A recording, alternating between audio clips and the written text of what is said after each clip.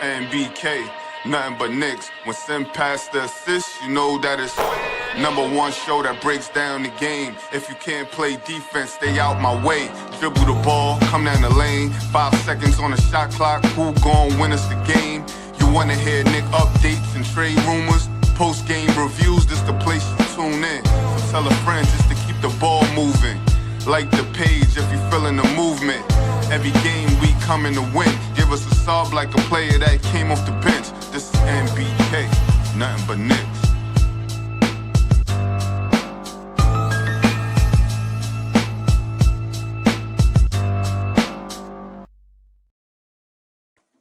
Knicks family, what's poppin'? It's your boy, ladies and gentlemen.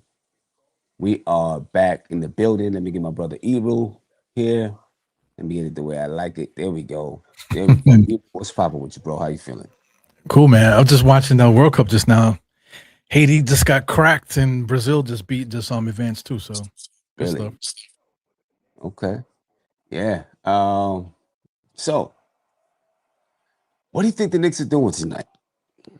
What's your thoughts on it, man? I mean, you know, we know Leon Rose is still shopping picks, right? Still shopping picks. What do you think happens tonight? Spoiler alert, nothing. Probably nothing. You know, but I mean, you know, it's better for the Knicks to draft a guy that we can put on like a non-guaranteed deal. You know, where it's not like the automatic contract.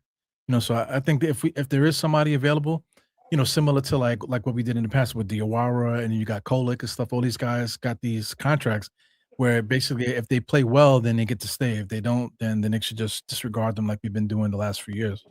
Right. Yeah. You know, it's hard to say what the Knicks will do tonight. You know, I don't know. I think that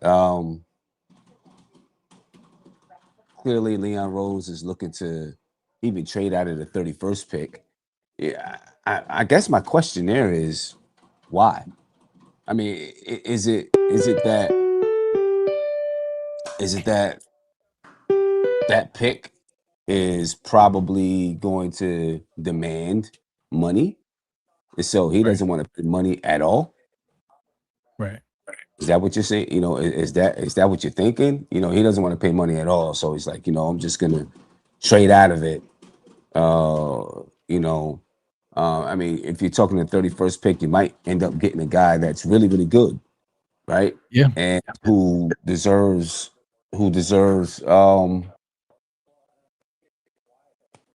first round money. Obviously, you know, it might not be guaranteed, but that player might still deserve first round money. You know what I mean? I don't know. What do you think? Well, there's some good talent left. Isaiah Evans is a guy that probably should have went like around the time when the Knicks picked at 24 last night. You know what I'm saying? He's still there. So Yeah. that's somebody good. Malik Thomas is pretty good from Arkansas. He's a point guard that played with what's his name? Calipari? That's his name? Calipari. Yeah, for Arkansas. So that's another guy that has some pro skills there, 18 years old and stuff. You know, it's quite a few guys. Henry Vasara is still there from North Carolina. You got Richie Sanders. He's an older guy. I don't know if you ever saw him play. He's like basically like 20, about to be 25. You know, but he's like a senior coming out of BYU. So he's a guy that's a good shooter. They're saying that if he comes in, that he might actually be ready to play right away. So this is some talent there. You know, Baba Miller is interesting too. There's another. It's quite a few guys here that's you know, the Knicks can pick up and actually keep. Yeah, so there's guys there, and again, because they're drafting in the second round, they got 3 picks tonight: 31, 47, 55. Because they're drafting in the second round, none of these picks are will get guaranteed money. You know, it's hard to say. You know, they've been looking to, you know, listen, they're trying to save money. They don't want to go over the second apron. We know that, right? I mean, are they saving money just for the second apron, or are they also saving money trying to make sure that they can carve out money to re-sign Mitch and not go over the second apron? Yeah. Yeah. So what is like Mitchell Robinson's like market right now? What will he be looking to get? I don't know. You It's know? hard to say, man. It's hard to say what his market is and will be. Very hard You to know, say. like coming from our perspective, like we know he's a good offensive rebounder. The world knows he's a good offensive rebounder. So I mean, how do teams view him outside of us? You know, because a lot of us Knick fans, we have like that sentimental value when it comes to Mitch. Like he's our guy. Right. You know, we Right. drafted him, that type of thing. You know, but Right. other teams they value him. You know, as a starter, somebody that can play more minutes. Because I've heard people say, yo, why don't they play Mitch more minutes? You know what I'm saying? But you know, somebody like me, we see him often, so I know that he can't make free throws and he has those Yeah. you know Right. Right. things, You see his people, frequency. yeah, but you know the lob threat and that type of thing, you know, people see that, you know, so it's interesting what people think. Yeah, very, very interesting what people think. Let me get to a phone call. We got Jason Benjamin on the line. Mr. Benjamin, what's popping with you, brother? How you feeling? Tim, what's going on, brother? I'm good, man. Feeling good. Feeling good. What's your thoughts on Dope, dope. tonight? And What are the Knicks doing tonight? nice to meet you. I don't know, is it Eru? It's Ebro, Yep. diehard Knicks. Yep. Eru, yeah. Nice to meet you, man. I've seen some of your stuff, so I appreciate y'all taking the call. Thank you, man. Quickly, yeah, I love it, man. I love the trade back. One thing, if we could go back, that a lot of Knicks fans had questions about was the draft capital we gave up for McCall. We gave up too much. And what I see going on now, okay, we don't have those first round picks, which now I'm going to find out we're champions. They were going to be low first round picks anyway. Mm-hmm. So Leon Rose just continues to just stockpile the chest. Yeah, they're not first round picks, but they're still valuable. You know why? Because we've hit on a lot of our second round picks the last 4 or 5 years. Yeah. Those are valuable to have in today's NBA because of the aprons. You have to have young, viable players that can contribute. They don't have to be stars at the moment, but they could give you some minutes and they could provide something to your roster. So I don't know what we're gonna do the rest of the second round picks. There's still some good names. I'm excited, man. I'm good with whatever Leon has to do, man. He should have every Knicks fan's 100% confidence in him. He's made some mistakes, like most GMs do, but to have us with a roster returning with your 5 starters, Mm-hmm. right, can still kind of stay under the apron if they choose to give money to Mitch, Mm-hmm. and we still have youth on our roster. That's what you want as a championship team. So just kudos to Leon, man. Continue to look forward, continue to look towards the future and what our roster is going to be in a few years. Yeah. And I don't know who we're going to pick today. I like the Evans kid. I like the other guard from Arkansas, I believe. There's some big men that intrigue me. Are we gonna if they decide not to go with Mitch. So I think the Knicks are sitting pretty, man. What do you guys think? we're definitely in a good position. There's no doubt about that. You just won a championship, right? We You won a have, championship, bro. how much better of a position can you be in when you say you just won a championship, right? Yeah. Right, we just won a championship. We have most of our team under contract. We have players who are either in the middle of their prime or just reaching their prime, right? Like just starting their prime. You know what I mean? Right. So we're definitely in a good position to be contenders for years to come, should I say? Absolutely, son. But in the same vein, you always have to be looking for the future, right? We don't want this to be just a 1-year thing, a 2-year thing. We want this to be something that's sustainable, and I think Leon Rose has that in the forefront of his mind. How do we remain sustainable, right? How do we continue to contend, be a top team in the league, and remain sustainable for years to come? Hey, I don't mean to cut you off. We got some breaking news here. The Knicks traded the 31st pick and the 55th pick to the Houston Rockets for number 39 and 53, and a 29 pick from the Kings. It says. So there we Bro, go. Right? Crazy. So there we go. Can you say that again for me, Ebro? It says the New York Knicks are trading number 31 and 55 to the Houston Rockets for number 39, 53, and number something from 2029 from the Kings. Number 31 and number 55 to the Rockets for number, what was that? Number 39 and 53. 39 and a 2029 Kings second rounder. 53 and a 2029 Right. Kings second round pick.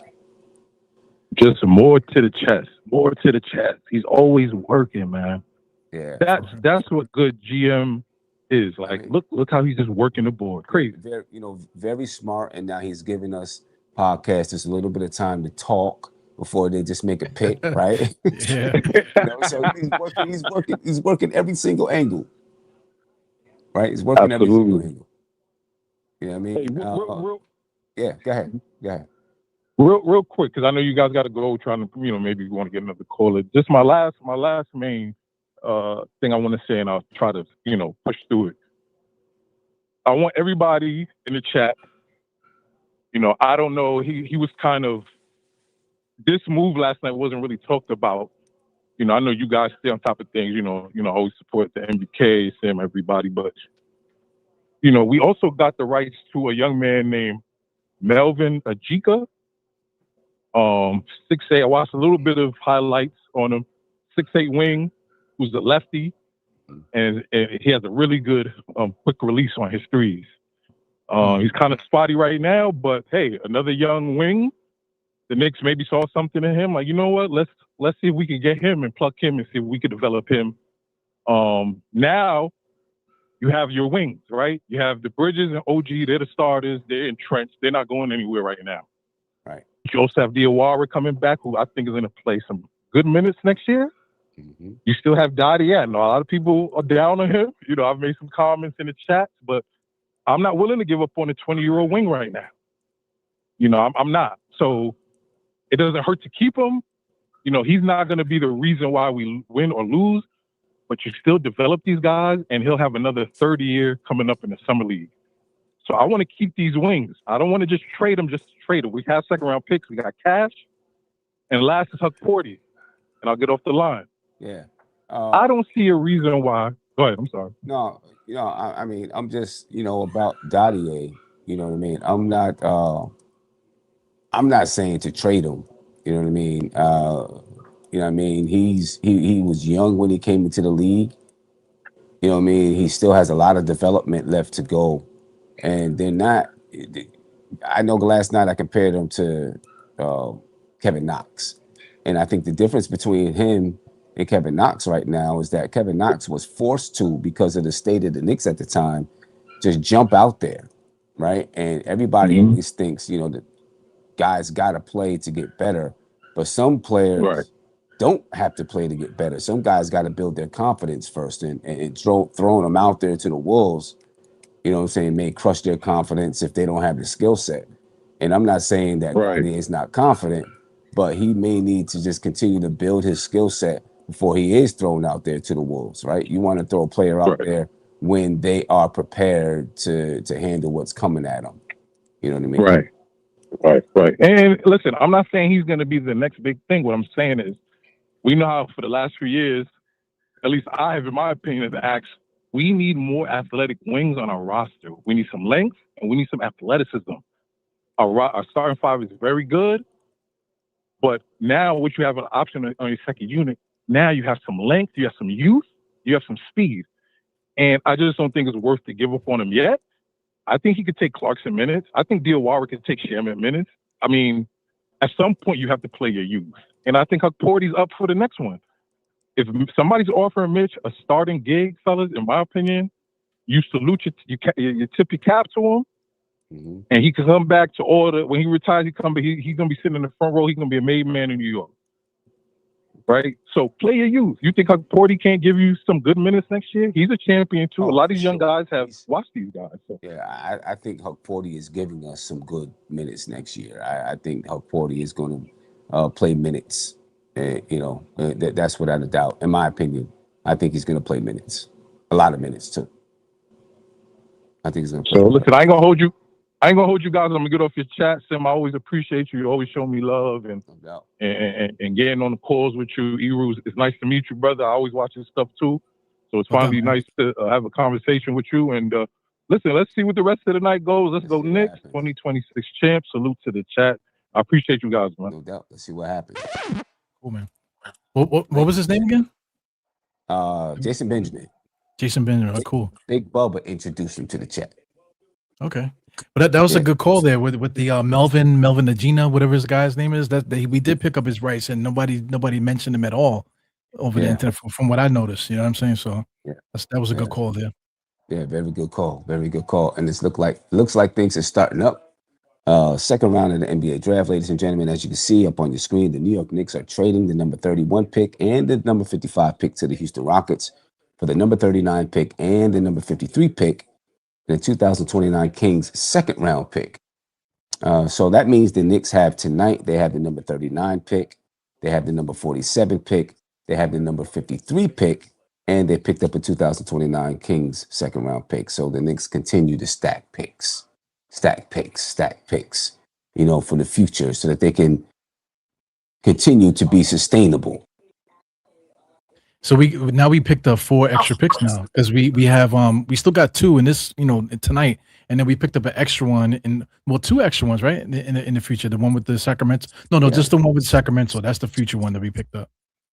That's good. And, you know, we'd have to look and see the rundown of, you know, what picks we have, and I wouldn't be surprised if the Knicks are looking to trade that 39 pick, right? Because still. I can't take it, man. Last night with those trades, we went to bed, and before I can even get to the back, trade was announced, you know. And then I went to sleep. I get up to go pee and whatever, and I see, oh damn, we made another trade. Like, what is going on, man? I'm researching Sergio De Larea, whatever his name is, his last name is. I'm doing some research on him to try to do a little video, and boom, trades. Yeah, I was over that. Trades. Yeah, I was like, look, you know what? I'm going to bed. I can't deal with this, you know. Because we traded him for another dude, Kopi, whatever his name is. You know, he's decent too. Yeah, so I was looking at him after that trade, but then I'm like, let me just go to bed because before you know it, another trade, and sure enough, another trade happens. So it's like another trade happens. You know what I'm saying? Shout out to everybody that's here on Twitter. Shout out to everybody that's on YouTube. Shout out to everybody that's on Facebook. We got about 270 people with us. You know what I'm saying? Let's keep it pushing. You know, let's keep it pushing. Get it to 1,000. Get it to 1,000 on YouTube. Oh yes. Yeah. I haven't been there in a while. I mean, you used to live there back in the days, right? Hell yeah. Yeah. You know what I'm saying? You know, I haven't been there in a while. The most that I ever been, not on YouTube, but on the front stoop, was 80,000. Yeah. And I seen that. I was doing one of the versus battles, and I seen it was 80,000. It was my time to come on and talk, and I got a little nervous, Ebro. It's like, we get nervous too, man. 80,000 people, what the hell? You know, like you don't know who's in that crowd listening to you, you know? It was crazy. And I stayed on for a couple hours after the versus battle, and we still had like 35,000 strong until it ended. It was nuts. Yeah. You know what I'm saying? But you know, I don't know what the Knicks, you know, this is Leon Rose's MO. He's clearly confident in the lower rounds. I think he's more confident. How do I want to say it? I think he feels like I think our draft team feels like they get more value out of drafting low first round, second round than in the top 10. Yeah. Right. Yeah. Because I think they feel like their scouting team is strong enough and their development system is strong enough to where they can pick a player who has talent and develop that player and then put a player on the floor that otherwise you know, sometime in the future would have been a top 15 guy. You know what I'm saying, with the development and so on. I think they're confident enough to do that. But now they can do like you look at Deuce. $4 million for Deuce, right? Kolick is on a similar type of a contract, number wise. So I feel like they believe that they're able to draft in these lower rounds, develop these guys, and then fill out their roster with talent, with guys that can produce, but for before a little bit of money. Yeah, the commitment there, like we was talking about, like setting the market. Like, you don't, like, we got Mitchell Robinson. We don't sign him for $30 million off the rip. That's what we used to do. And then, like, just drafting a guy just to draft them, like, say, like the anybody you can think of back in the days. Like, we just drafted a guy. Now we got this guy signed for 4 years, and now we have to deal with it. So if we can, we're functioning like a championship caliber NBA club. You know what I'm saying? We're not putting liabilities on our salary cap where we have to deal with that at some point. Right now, even Deuce McBride, he signed to that contract. But if it so happens that we want to get off of Deuce, that's easy because he only makes $4 million a year. If you want to make those moves just to add somebody else in there, we can do that without like crippling on the ball club. And Deuce's value is higher than his contract. No doubt. You know what I mean? So the Knicks draft. Well, they picked. I don't want to say they drafted. They picked Bruce Thornton, guard from Ohio State. He's Ohio State's all-time leading scorer with 2,164 points. But of course, he's being traded to the Houston Rockets. Yeah. The Knicks will not pick until number 39 now. Of course, in the second round, things go a lot faster. You get 2 minutes between picks to make a decision, right? We'll see if the Knicks decide to pick at number 39.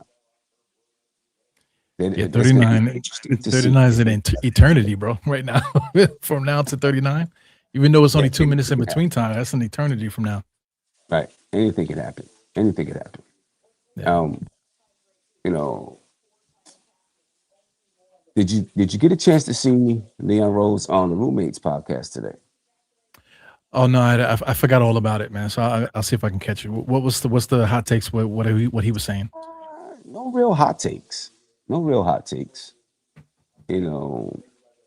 think the hottest take that we got is that he is not Jalen Brunson's godfather.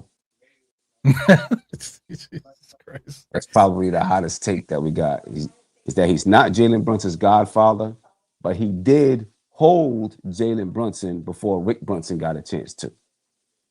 Hold him like when he was born? When he was born. Yeah. Wow.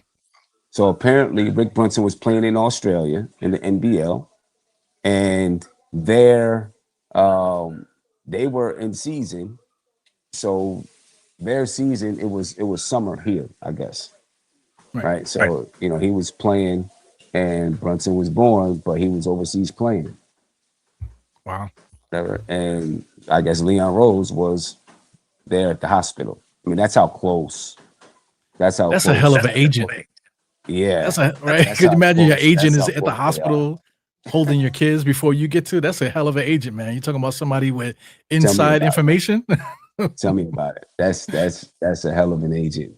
It tells you how close they are. He said, he knew that he wanted Jalen Brunson on the team. He said, I've known him since he was born. You know what I mean? So I knew everything about him. Wow. I think there was Josh Hart, before he became a Knick. He was with the Pelicans. He was changing agents and he was signing to Leon Rose. Right? So Leon Rose was going to be his agent. And so after he signed, he said Leon Rose came to him and was like, I'm sorry, I'm taking the Knicks job. So now he had to get a new agent, so on and so forth. But obviously, Leon Rose knew he was going to try to trade for Josh Hart too. Right. You know what I'm saying? But other than that, there weren't any real surprises or hot takes. Leon Rose did think that Mikal Bridges was the last piece to a championship squad. Now, I believe even with Julius Randle, they thought Mikal Bridges was the last piece to a championship team. This is what This is what he said. He said Mikal Bridges was that piece. That's the reason why they were okay with giving up 5 draft picks, giving up the draft picks. He also said that Isaiah Hartenstein signing to OKC is what brought on the Julius Randle with Cat trade. Oh wow. You know, obviously Julius Randle wasn't really happy in New York. You know what I mean? So, you know, not a lot of hot takes there. I think things that we already knew besides Leon Rose holding Jalen Brunson before Rick Brunson got a chance to. And speaking of Rick Brunson, he's going to be in Syracuse on Friday, receiving a proclamation from the city. You know, I think at 3:00. Hopefully, I'll be able to get there. I'm going to try to get there too. I got my brother Silk Sutton on the line. Silk, what's going on with you, brother? How you feeling? How you doing, How you doing, fellas? How y'all doing? I'm doing good. The Knicks traded down again. How do you feel about that? That's what we do. You know, we try to get our two-way guys on the contract, so we can get low enough to get our two-ways in there. Yeah. That's what we do, man. If they show us they better than two-way, they like Mo, we move them up. But we get them low 35, 55, 59. Well, we're at 39. We got right now, we're going to be drafting at number 39, number 53, number 39, number 47, and number 53. Those will be our 3 draft picks in this second round if the Knicks decide to draft. Yeah, we look for them diamonds in the rough, and we good at it. So I ain't mad at it. Like I said, you don't do no draft party like you used to, because we ain't never picking number ones no more, really. Yeah. You know, it's hard to get those draft parties when when we're drafting in the second round. You know, hard to do those draft parties when this is what we're doing. The Memphis Grizzlies just drafted with the 32nd pick Richie Saunders from BYU, guard from BYU. Yeah, that's the 25-year-old. Did you see the thing with Francesca and Jay White, the interview he did? No. It's on YouTube. They talk about some stuff back in the day with them that I didn't know. Because he was saying that Brunson was working out with Rick while Rick was playing with another team and doing 2-a-day practices with Villanova. And Jay White said, had to talk to his son like, yo, I can't have, he looking weird down. I can't have him practicing with you after practicing 2 days with us. Either I'm going to have to, not have him work in the morning, work in the afternoon, but he's a rookie. Yeah. So, as a rookie, his teammates should see him working 2 days like them. So he asked Rick to stop. And Rick stopped until the sophomore and senior year. They started back up again. Like, he's strong enough. He can handle it now. They were saying some stuff I didn't even know about. And he was talking about how he had Hart, because Hart was a playful bully on the team, because he didn't think Mikal was strong enough to bully him in practice to get him strong enough. Because he actually wasn't going to draft Mikal, but he said he looked too skinny. But the guy said, yo, his mom worked for Philadelphia. She really loved Villanova, and that's the only reason he brought Mikal in on Villanova. It was like a lot of insight that I didn't know was happening with these guys in Villanova. Yeah. I have to check it out. I think I saw a couple of things from it. You know, the only other hot take from that from the Leon Rose interview with the on the Roommate show today was that Josh Hart said that Jalen Brunson was a bum when he played for Dallas. That's about it. Not much more. I saw that. They were funny. Funny. Not much more. It was a good show. It was a good show. Yeah. You can tell Leon Rose, he even with one guys he's comfortable with, like them, he still talks a little nervous. You can still tell that with him. Yeah. He doesn't like being in the spotlight. Nah. Like being in the spotlight. But also, the Knicks are picking up a lot of cash considerations, right? A lot of cash considerations. Do these cash considerations, they don't really help the salary cap.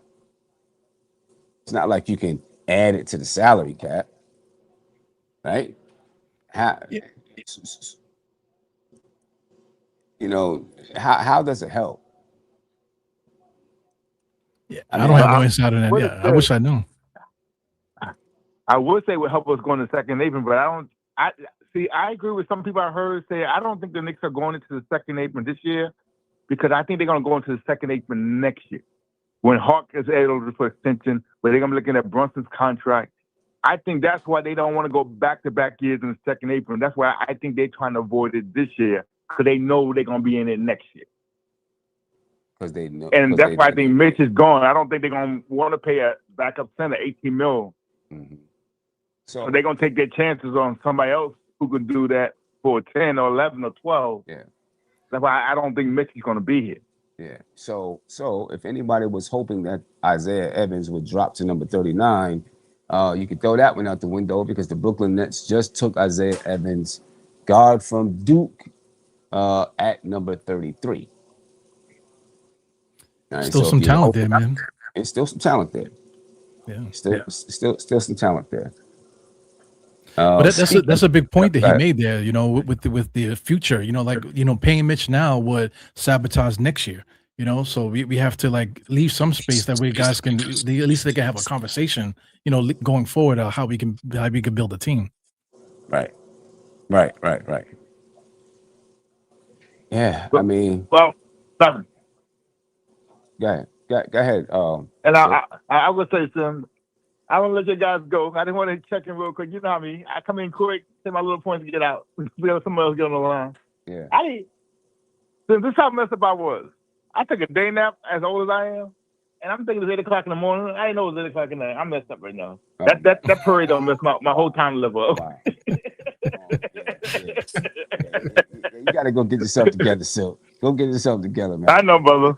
I'm trying. I'm just floating on cloud 9, man. Yeah, the chance is here. All of a sudden. Everybody before I go, I'm loving Becky Hammond is being called a Karen now because she can't apologize. She can't just straight up and say I was wrong. Yeah. It's like eating at her core to say I was wrong, and everybody's giving it to her. Right. Right. Yeah. She can't say it. She can't pull herself together to say it. But you know what? They made her say it because Aces is coming to see the Liberty next week, so she knows they're gonna have 1,000 people at Barkley with Brunson jerseys on. Right. Chance of all kinds of stuff.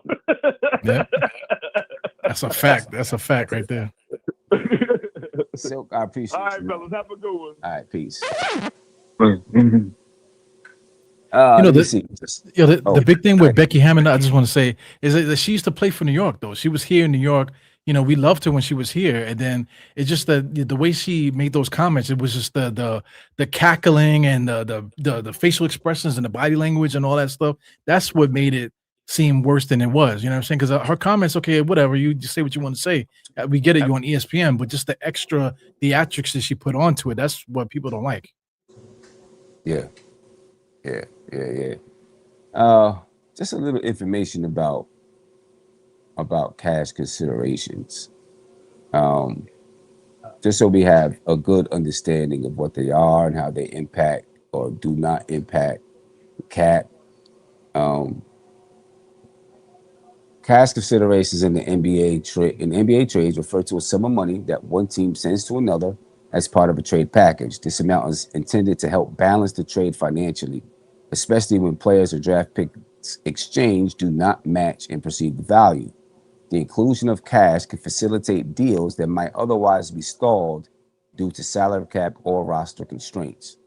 The NBA has specific rules governing the maximum amount of cash that can be exchanged in trades during a given season. This limit is designed to prevent teams from circumventing the salary cap or creating unfair competitive advantages through excessive cash payments. All right, just some key points about cash considerations.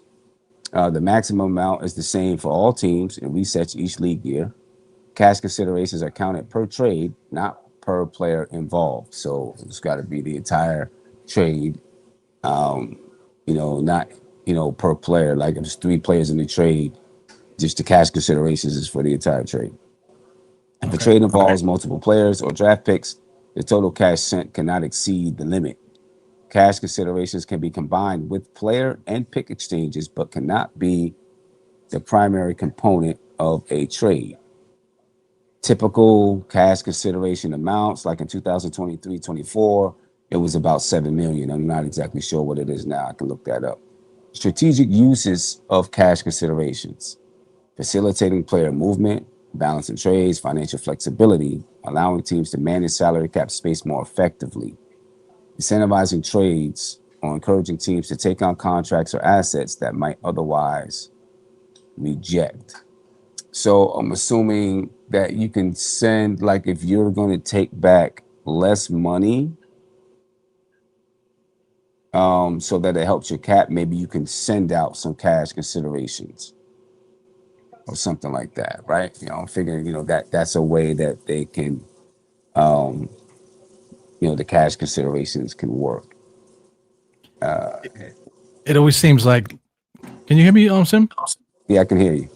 Okay, so like the cash considerations is always something that you see like winning teams use, like say like the Lakers or something like that. They always can make these moves that happen, and we don't know how they made these moves. And then you'll see like the numbers don't match when you say cash considerations at the bottom. So that's just a way for teams to cheat. So now we're the team, so now we can start cheating now. So that's how.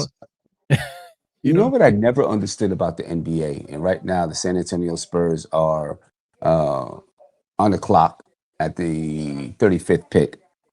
I never understood why the NBA never, they want to have a hard cap, but then they have all these loopholes. Why not just have a hard cap? You got $250 million to spend on your team. Spend it wisely. Right. I just never understood it.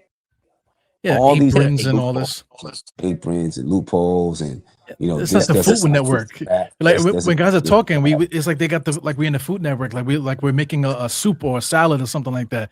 You know what I'm saying? Like, the second apron, the first apron, man. What the hell, man? With this, make it like you said, make it a hard cap. That way we don't have to be, acting like we're like scientists and stuff when we're talking about basketball. Right. You know what I mean? Yeah.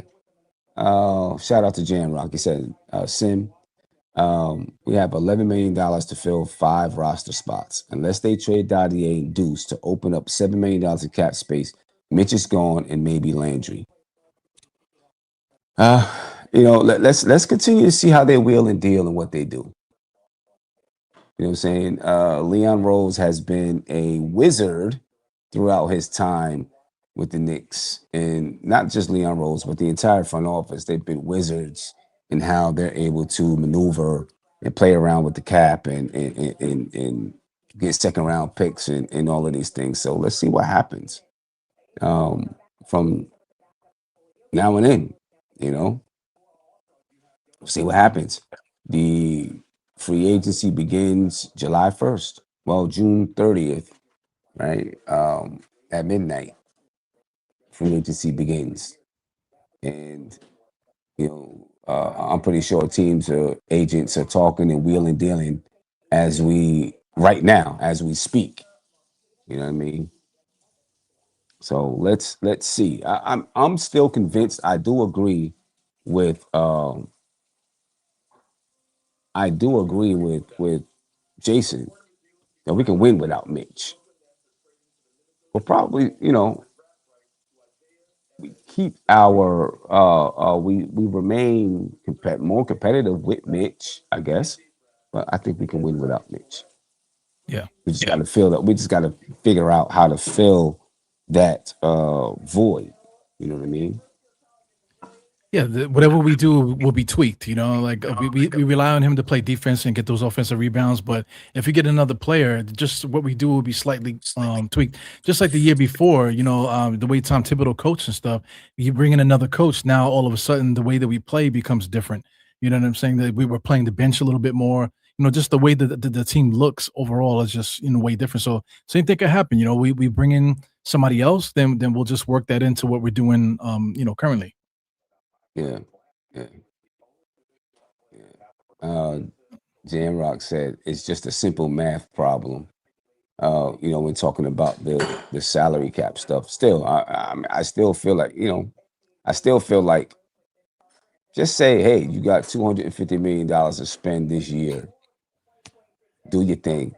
You know what I'm saying? And you can't go over it no matter what. Right. Do your thing. You know what I mean? I don't know. I don't know why. I can't understand it. Well, the NBA keeps trying to figure out ways to save teams from themselves. Like Yeah. they raise the salary cap, but they raise the salary cap with the intention to let teams have more wiggle room to sign more players. But instead of doing that, every single year the max goes up. So now you got guys that all over the league that sign contracts that they shouldn't be signing. That like teams are strangleholding themselves. Like losing teams will max out their best players just because they could do it.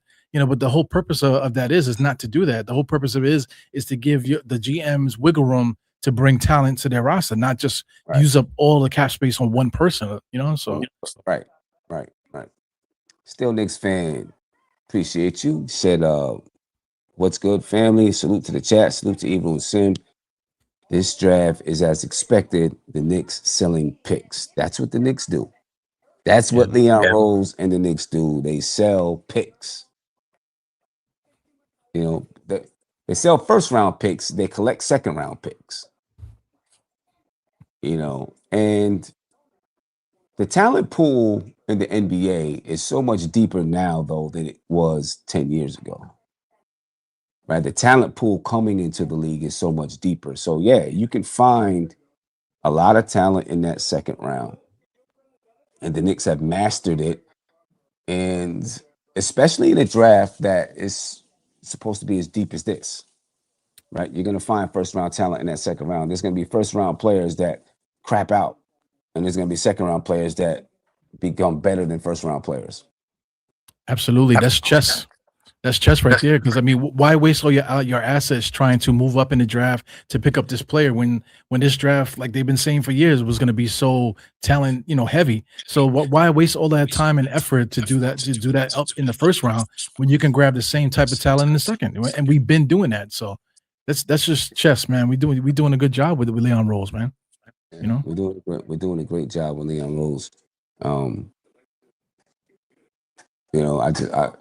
What more can you say? He's doing a great job.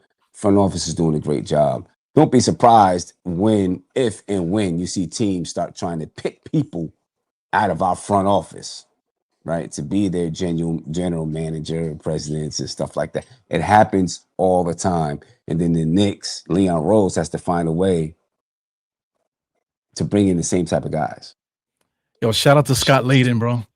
Scott Layden back in 1999, he was like, nepotism in Utah. You know what I'm saying? They were winning for all those years. They said, hey, let's bring this young guy from Utah to come in and build our team up. And up until now, we were dealing with that until we signed Leon Rose, man. So those are the ramifications of teams that are just not good at building rosters, So now we're on the outside. We're at the top of the food chain. So I think it's fun to be here, though.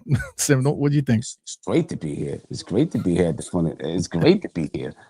Because now we have a whole new mission, right? The mission was to win a championship. Now the mission is to repeat and to remain sustainable and to build a dynasty type of organization, right? The Lakers, the Boston Celtics, they got all these championships. The Knicks are supposed to be right there with those guys, right? When you think about storied franchises in the NBA, the Knicks are supposed to be right there. So how do we get there? You know what I mean? If we don't have some kind of goal, you start to fall off. You know what I mean? Yeah. So how do we get there? And I think that's what Leon Rose is building with this basketball club right now. Sustainability. And right now we're poised with, like say dynasties. There hasn't been a dynasty in a while since Golden State won a couple in a row. You know what I'm saying? So right now it's due. Time is due for somebody to come out. Who's going to be the next dynasty? And right now the Leon Rose is conducting this team as such. So like one of the callers mentioned, man, all the callers that have been great that come on Nothing But Knicks, man. So shout out to everybody that calls in. But he just said that next year, if we max out mints, then next year we can't deal with Hart. So why put ourselves in those situations? Because that's what teams like Denver did. Milwaukee Bucks when they won. Toronto when they won, they did not have that forward thinking like what we're going to do next year. They just was too busy worrying about the moment, and they never transitioned to the next season. So right now, I believe we're in good shape here to transition into that next season. And the other teams are panicking, and I think the Knicks are just right there cruising. Yeah, yeah. They put themselves in a position, and they've been doing it since Leon Rose got here, to always be flexible. Always be flexible. The Knicks are forever flexible with their cap, with their maneuverability, and it's proven to be the right move. We complain about the number of picks from Mikal Bridges. Obviously, it worked out. We won the NBA championship, but for Leon Rose in the front office, and I think we talked about it a little bit then, if you feel like you have mastered drafting in the late first round and second round, then those first round picks aren't as important to you as they are to another team, right? Another team looks at those first round picks and they cover them, where obviously Leon Rose covers second round picks. You know, Yeah, I mean, what can you say? We're set up for success because we have a great front office, we have maneuverability, we have young players in the fold who are ready to step in. We'll be drafting some second round picks that we can develop, put them in our developmental system, and be ready to have those guys ready to step in when guys are ready to move on. You know what I mean? And at some point, our guys are in 4 or 5 years. 3 or 4 years, our guys will be a little bit older, you know what I'm saying? And we'll have to figure out what to do. But I think we'll have enough talent to be able to maintain and be good, be a playoff caliber basketball team until we're able to make the next jump. Yeah. But that's far in the future. Yeah, man. And you know what this championship has done, though? For the longest time, KD, it's not cool to be in New York anymore and all of this. Mm-hmm. And for the longest time, it has been because the Knicks weren't that good. It's been, you don't have to be in New York. What's so special about playing in New York? We keep hearing about what's going to happen when a championship comes to the Knicks, but we don't see it because the Knicks don't win a championship. So, we don't believe it, right? But now, these players actually see what it looks like. Yeah. Yo, shout out to the number 1 pick, AJ Bonanza, whatever his name was. He was there for Game 4 doing sideline reporting, and every time they talk to him, because he's been in New York since then, he's been on Flatbush Avenue, hanging out with his peoples, and in Flatbush, with the Jamaican, bandanas on and stuff like that, and he gets to see guys. He was saying guys, standing on top of cars and going crazy and stuff. So he's getting the full thing about why New York City is the Mecca. And that's really because what's happening on the court, but just the way that the fans receive it. Like if you're love basketball, right, and you're just a fan of culture and things of that nature, you're gonna see that and you're gonna want to be a part of it. So I think this is like a resurgence for New York, period. Where I think that we're on a trajectory now. We got Brunson. People are gonna want to be like Brunson, and there's other players too. Like remember John Starks. Like to this day, my wife still talks about John Starks, how how it made her feel. Now we're breeding those thoughts and stuff again, man. So the city is up. It's gonna be exciting going forward the next 5 years down the line, man. It's gonna be incredible. And it's going to make it so much easier when it's time to pull in some of these big names in free agency. It's going to be so much easier to pull them in because they see what happened if you win.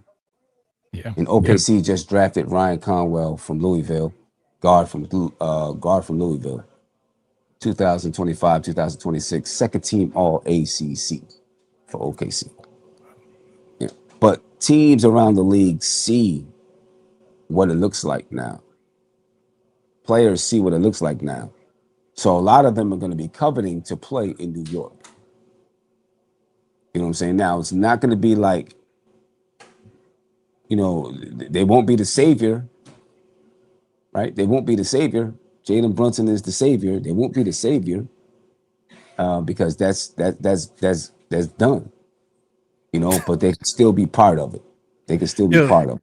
Jalen Brunson, like he's like the Jesus Christ figure. You always talk about the Savior, the Christ figure and stuff like that. He legit like say like Jesus died for our sins. So now we can go get to heaven now. So Brunson did everything he needed to do to get that championship. So now everyone else after Brunson, what I'm saying?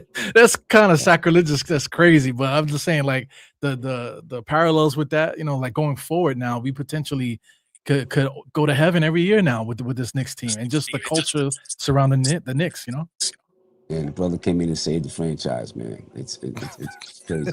Came in and saved the franchise, and it, like any good story, it came from someone that was unexpected, right? Someone that was unexpected. You didn't expect Jalen Brunson was going to be the guy that it was. It was going to be LeBron. It was going to be Kevin Durant. It was going to be whoever, right? Leon Rose was holding him, and when he was born, the future president of the Knicks was holding him like this, saying, "Oh my God, look at this little guy." You know what I'm saying? No one expected, and I'm so happy. I mean, obviously, I'm happy that we won, right? Mm-hmm. But I've never really been a LeBron fan, and if we wouldn't have won this year, I was afraid that LeBron was going to come to the Knicks and be that missing piece. And then it would have been, LeBron won the championship. They couldn't, they had all the pieces. They had this and that and this and that. And then LeBron came in and won it for him. Because LeBron prays like that, right? He looks and sees, oh, yeah, I can go over there with this group and fit in right there and win. You know what I'm saying? He does that. Yeah. You know what I mean? So I'm so happy we did it. I don't want to hate on LeBron. He's been a great professional and all of those stuff. But I just never been a fan. You know what I'm saying? He's done everything right in the league. I just never been a fan of LeBron, and I'm glad that we won without LeBron being a part of it. Well, for us, the LeBron fans, I don't want any LeBron fans on our bandwagon, man. We already dealing with a lot of fair weather fans coming back now. So could you imagine the LeBron, what do they call it? The LeBron hive coming to New York and ruining our vibes and stuff like that. You know what I'm saying? So I mean, next year that it could possibly be something, because he's a free agent and whatever. If he decides to make that move, we can accommodate him. Right. So yeah, we could. But we could. no. Yeah, stay away from it. Stay away from it. We're at number 38 right now. The Chicago Bulls are on the clock. The pick is actually in, so we're waiting to hear who the Chicago Bulls have drafted. And then Houston is on the clock at number 39, and they will be drafting for the New York Knicks.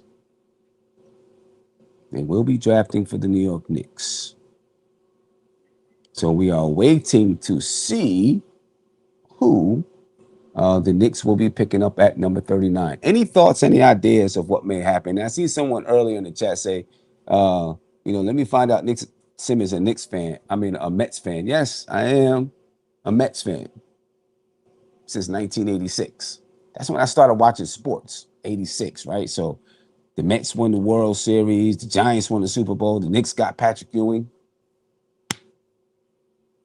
There you go. Yeah, but like people act like New York has never won. So I mean, 1986 was the year, man. Like you just said, look at that lineup, all the legends and stuff from that time period, man. So people with a little bit of gray, so people think I'm younger than I am because I don't have no facial hair type of thing. You know what I'm saying? But we've been around for a while. We've seen some things, man. So like, that's why a lot of us, are not so crazy yelling and screaming at microphones and all that stuff, because we done seen some things in a lifetime. Exactly. You know what I'm saying? We done see some things. And the Chicago Bulls, the selection is in. The Chicago Bulls have selected, and I can't hear what he's saying, so you're doing a lot of talking.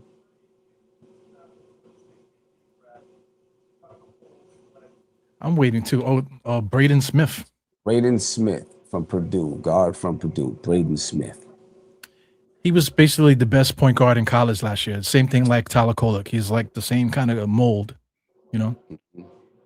shorter, 160. I can bench press him over my head, But he's a good player, though. Yeah. What do you think about the Bulls? Where are the Bulls? Just the Knicks the Houston Rockets, ladies and gentlemen, are on deck and they'll be drafting for the Knicks. But where are the Bulls?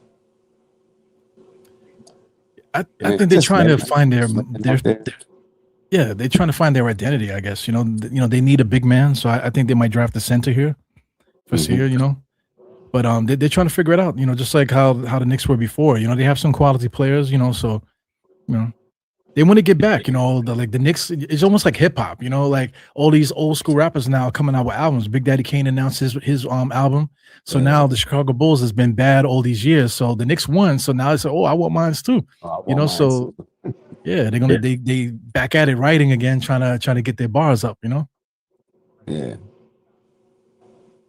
Look, too old for the BS. Said, Sim, you're doing yourself. I guess said I'm doing myself in being a Mets fan because it's all about the Yankees. Yeah, I get it. I know it's all about the Yankees. It's all right. It's all good. It's all good. Yankees are insufferable, bro. Like Yankee fans, they're like Boston Celtic fans. They won so many championships that you can't have a conversation with a Yankee fan. But Met fans are crybabies, though. Deservedly so. Yeah, for real. Yeah, I'll say this, Sam. Right, there is one international player that I see on the list there, Jack Kayil. So if you see Jack Kayil, I think we just stop the stream because we're freaking just like playing around here. If we're gonna keep drafting international players and not keeping them. I mean, who knows what Houston may draft whoever, and that guy end up being traded. So Houston is currently on the clock. They are picking for the New York Knicks, ladies and gentlemen, and we will see who the Knicks decide to go with in this draft and whether or not that player actually comes into camp. Right? At 39, you can get a nice piece. Yeah, especially in a draft like this, right? You can get yourself a nice piece. So, we'll see what we decide to do.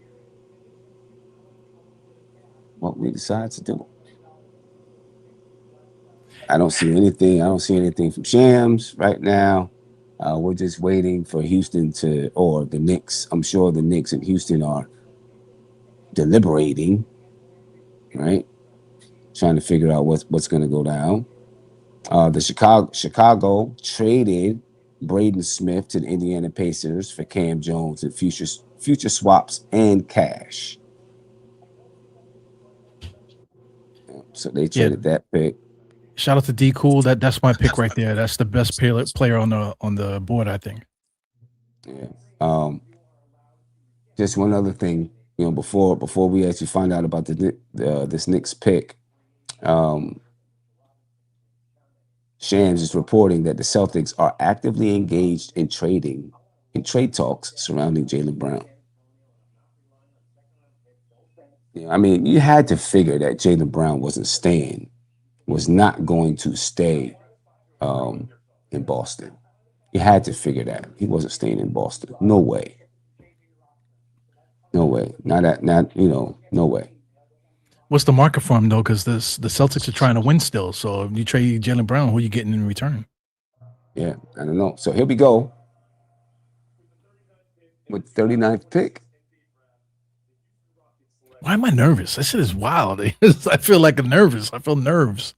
Jack Kayil from Germany. I just told you that.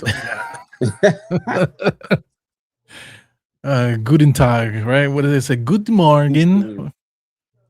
Good morning. Yes. Jack Kayil for the Knicks. Yeah. They don't even have a picture of him on the website here,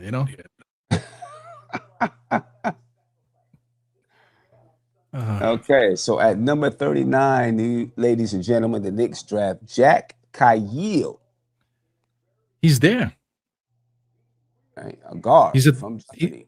He's actually in the building there, He's coming up to get his hat. Picked up a Houston Rockets hat, which will be obviously traded in for a New York Knicks hat. You know, he's a playmaker. Right? He's got some shooting potential. You know, this is what they're saying on ESPN right now. He's a playmaker with some shooting potential. The Knicks need playmakers, right? They need playmakers on the side of, you know, that's one of the things that I think can make the Knicks better. Another ball handler, another guy that can distribute for the Knicks, a guy that can get the ball around to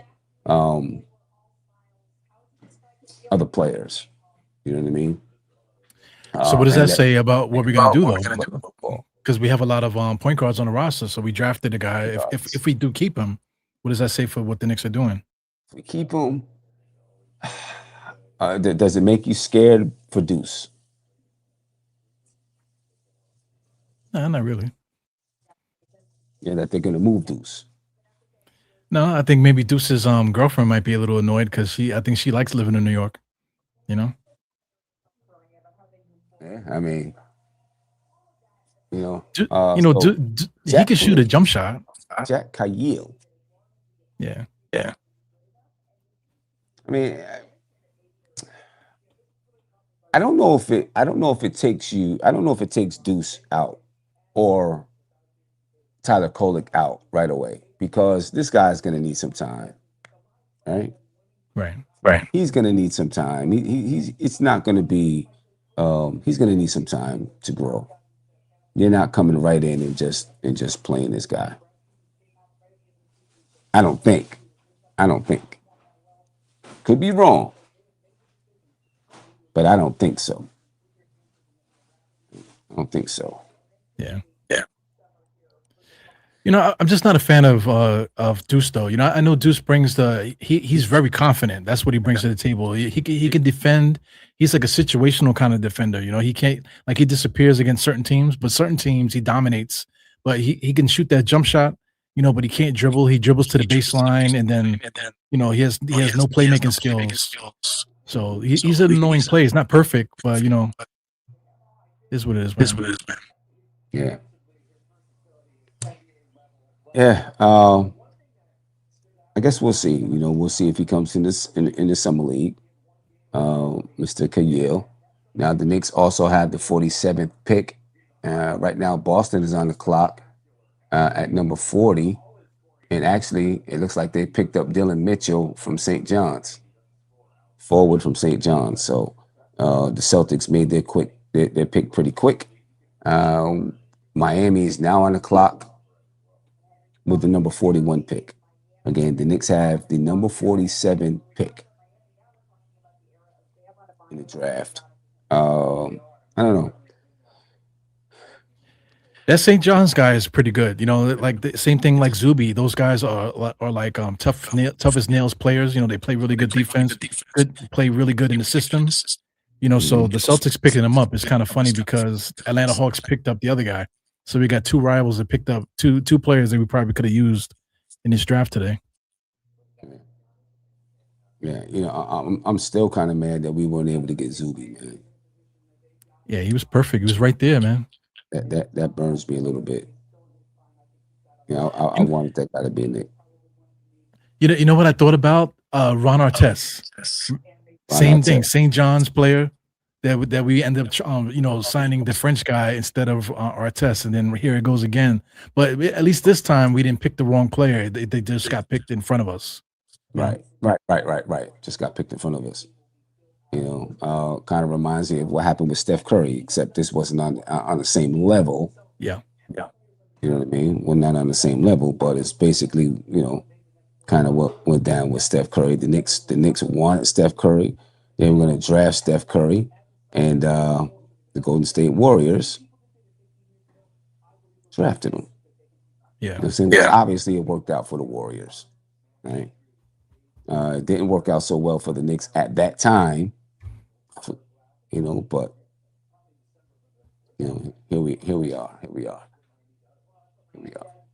Shout out to Johnny Flynn, man. Syracuse, upstate New York. I used to love Johnny Flynn. Johnny Flynn. Yeah, he went to Minnesota that year, right? What's the same year? What's Minnesota that year? And Minnesota drafted like mad guards. Mad guards. Mad guards that year. All right, so the pick is in for the Miami Heat. And of course, ladies and gentlemen, this is going to move quicker and quicker and quicker. The Miami Heat are selecting Otega Oweh, guard from the University of Kentucky.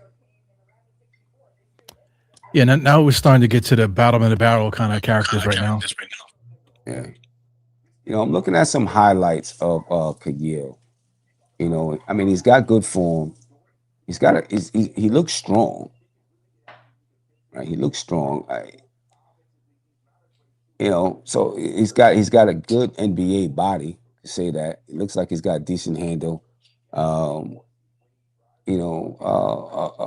Looks like he has a skill set where he understands the game. It looks like he understands the game a little bit. And there's a guy out here, Basketball Intuition. He does a really good breakdown of all of these guys. If you get a chance, you should check him out.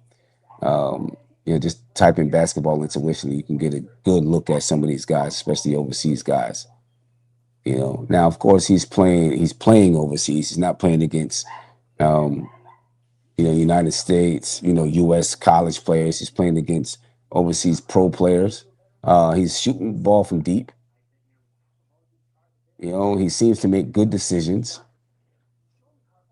He might be a good pick. He's got a little step back. He might be a good pick. I haven't seen him really break the defense down to get to the basket. A lot of 3-point shooting, mid-range shooting. It seems like he's got a decent mid-range shot, and he's got some decent footwork. So he might be a decent pickup for the Knicks. We got to introduce him to a Dominican barber, though. His hair is kind of crazy, man. Drop him off uptown and get him a nice little shape up there. See how that goes along. Now, it does look like he can get himself in trouble on the ball handling tip. Dribbling into traffic a little bit, and not having full protection of the ball. So that could be an issue in the NBA if teams see that you struggle with handling the basketball. They're like wolves. They're coming to get you. You know what I mean? He's a good slasher to the basket. Seems to be a decent slasher to the basket. He's got to finish. He's a little guy though. He's a young guy. He's got a skill set. I have to see, what he can develop into, but he's definitely got a skill set. He's got a passing skill set. He seems to understand the game pretty well. He seems to be able to shoot the ball. Could be a good pickup from the Knicks. It does, when I'm looking at him play, and obviously we're seeing him play for Germany, it does make me wonder, though, what this means for guys like Deuce or Tyler Kolick, because in order to clear up some space, you may have to move. You may have to move one of those guys. So he might stick because I see SNY. They put a graphic up for the kid, so he might be actually staying with us. Okay. Just put a graphic saying that we drafted him. Yeah. Did they do that for the other picks that we had yesterday? I'm not sure. I'm not sure. I mean, they may have started to, but then kind of figured that they were getting traded. He was getting traded, so they might have just said, let's hold off until we find out exactly what's going on. Right. I've seen a lot of people put out videos and things, to only have to backtrack. I was glad I was able to, catch it before I put out a video. Did you see what I just posted? This Shams there. He reported that Detroit Pistons traded Isaiah Stewart for 3 second-round picks. They traded Isaiah Stewart for 3 second-round picks. Yeah, to Memphis Grizzlies. I would have. That's a Mitch replacement right there. Yeah, right. That's a Mitch replacement right there. That would have been a nice pickup. The Detroit Pistons are trading center forward Isaiah Stewart to the Memphis Grizzlies for the 3 future second-round picks. Sources tell ESPN. Pistons clear Stewart's salary and pick up assets. I guess it's the same thing. What's his salary, and would it have hamstrung the Knicks and pushed us into the second apron? You know what I mean? Yeah. So I guess that's So I guess that's the issue there.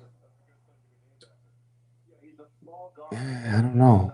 The San Antonio Spurs just picked that number 42. They picked up Jacoby Gillespie. Is it Gillespie? From Tennessee. Averaged 18.4 points per game last season, shooting 41% from the field.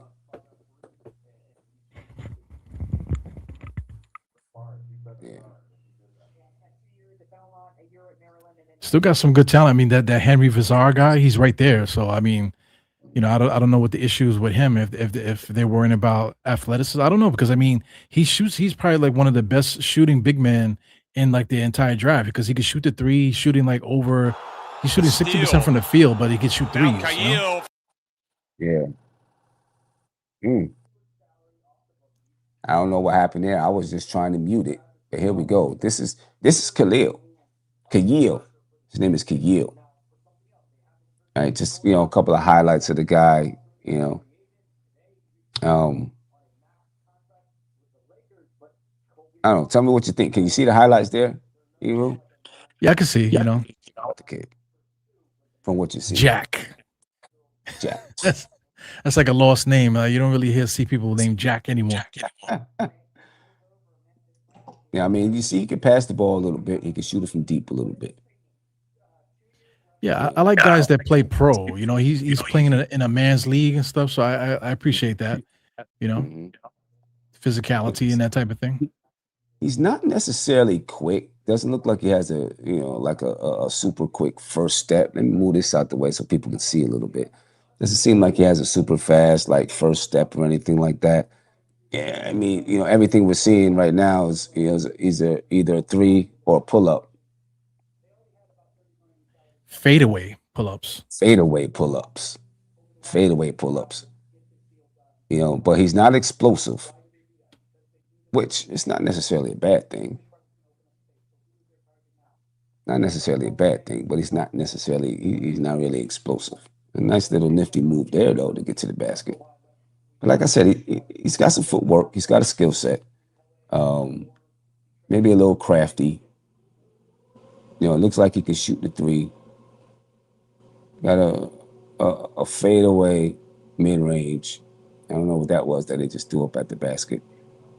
So we'll see what comes of him. Right now.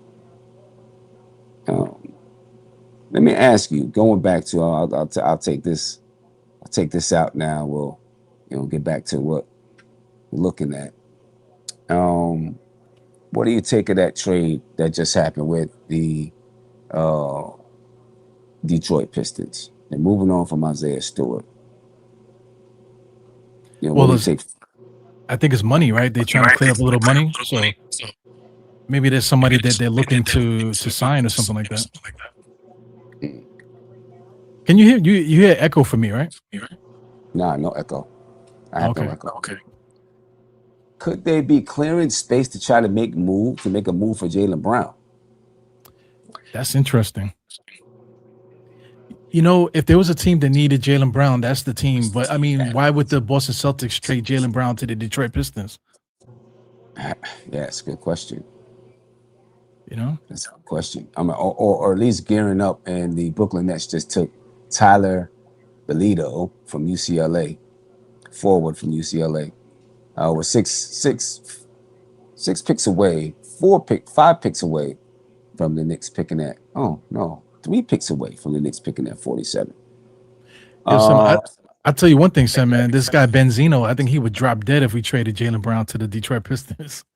Benzino, did you see Benzino apologizing to Knicks fans? Nah, what He, he he was said?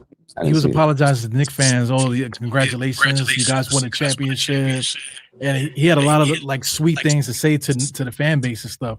But I mean, if Jaylen Brown goes to the Celtics and there's no compensation back necessarily, it could be a 3-team trade or something like that. That dude probably gonna drop dead. You know, I don't want to knock on wood. I said it more than once, man. But I mean, he'll be on like watch. Yeah.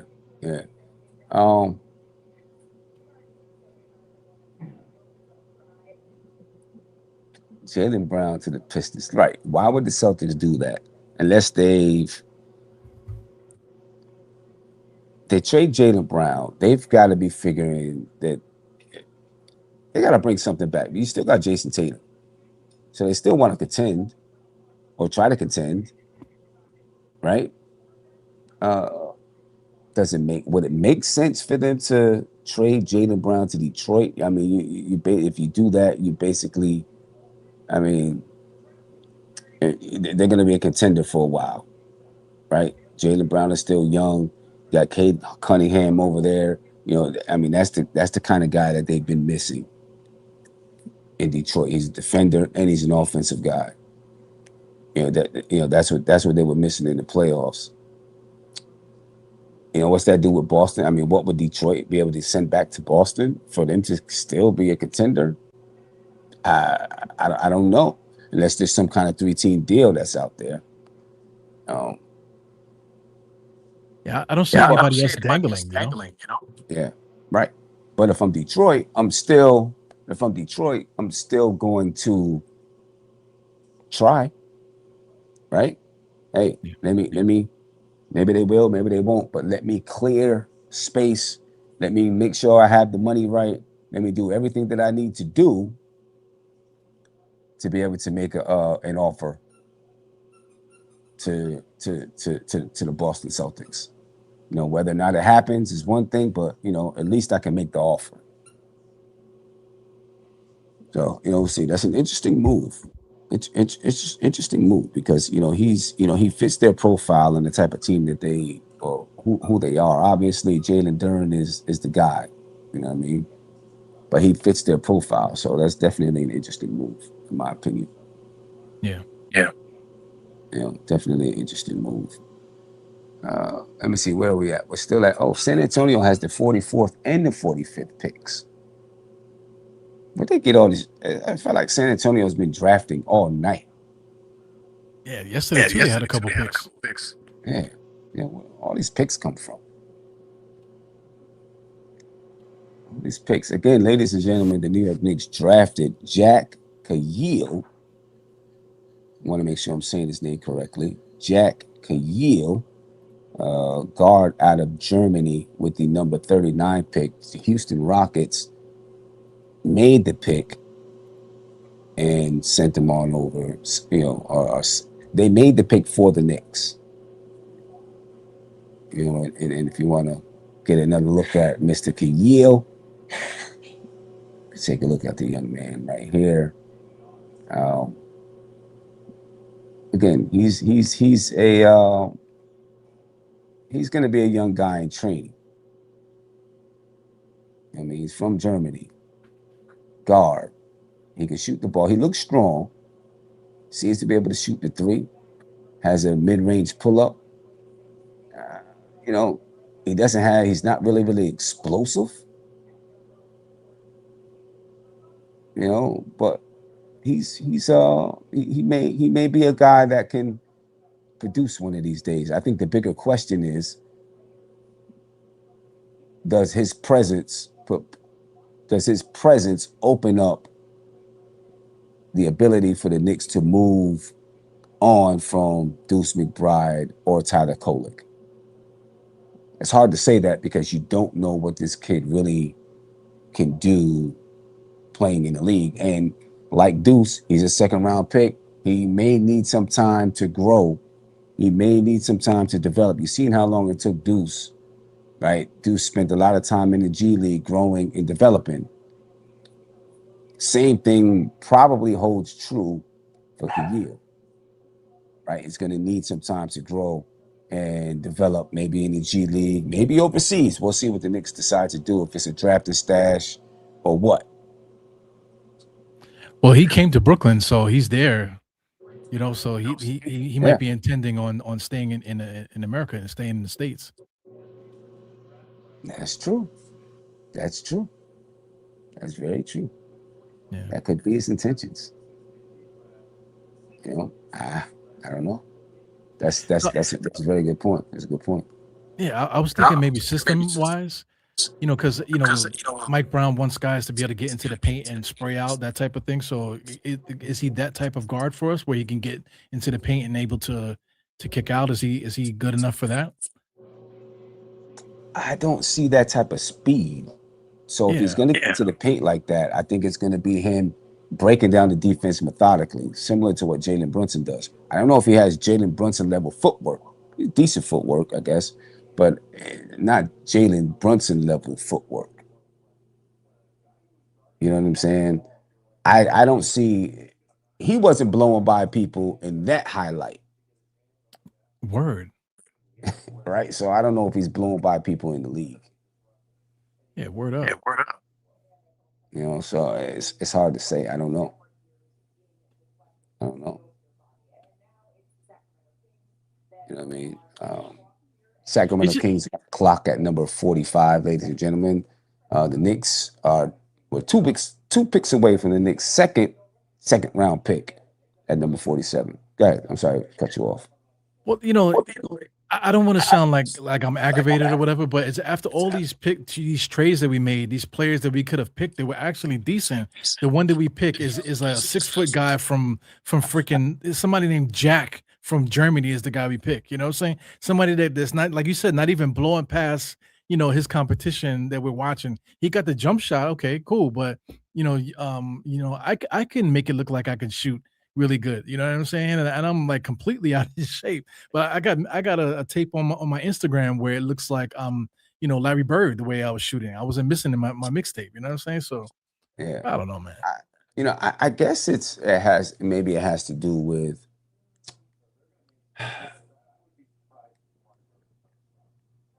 a guy like this. You can easily draft him and say, no, you got to stay in the G League. Right? We're going to put you on a 2-way contract. If you take a guy at 31 that should have been a first-round talent, should have been a first-round pick, could have been a first-round pick, and he's outplaying guys that you already have, but he's not outplaying them to the point where he's going to be in your rotation. He's just outplaying the Tyler Koliks, guys like that, Kevin McCullers. But you might be forced to have to give him a contract.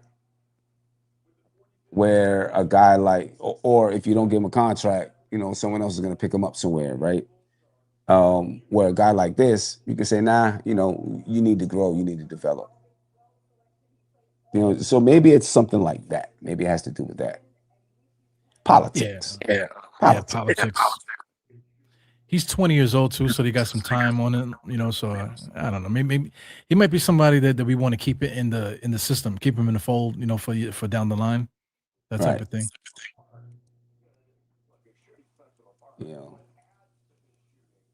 We're almost there, right? We're like 2 picks away. Yeah. Right now, the Sacramento Kings picking at 45, and the pick is in. Emmanuel Sharp. They picked, and now Orlando's on the clock at number 46. Yeah, man. The player that we've been talking about the whole time here, Henry Vassar, he's right there.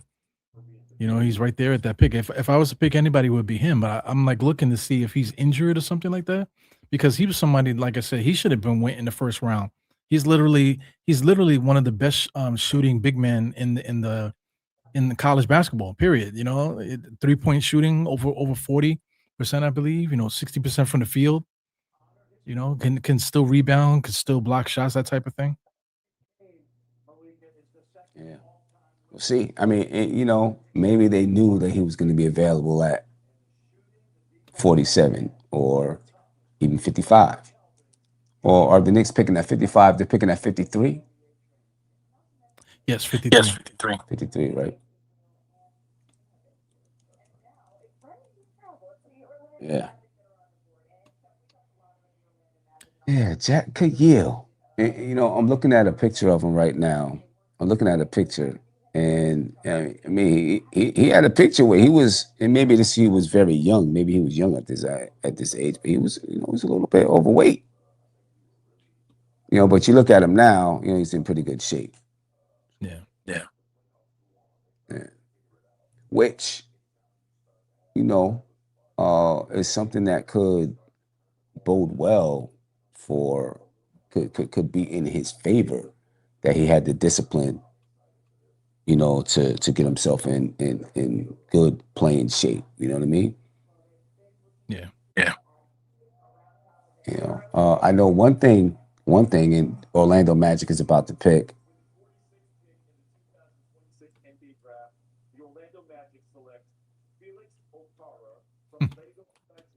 So they drafted Felix Okpara from Tennessee. Yeah. Guard, sorry, 6'10" center from Tennessee. And so now the Knicks are on the clock at number 47, ladies and gentlemen. Yeah, we get into the NBA My Players section of the draft right now. Yeah, exactly. So, you know, right now, you know, you don't know if these guys are really going to be Knicks or if the Knicks are just trying to fill out their summer league roster. You know what I mean? This is like one of my summer what do you call fantasy drafts. I got like 30 guys in the draft, and we at the bottom of the draft scraping the barrel of players and stuff. You know. Yeah. Folks, the Knicks are on the clock with draft pick number 47. What do you think about doing a fantasy draft this year? You want to do that? Yeah, I think we should. It's been a couple of years since we've done one, isn't it? Yeah. Yeah, we'll definitely do one this year. Maybe we put some money at stake this year. I'll take your money if you want to give it to me. I don't have no money to give, man.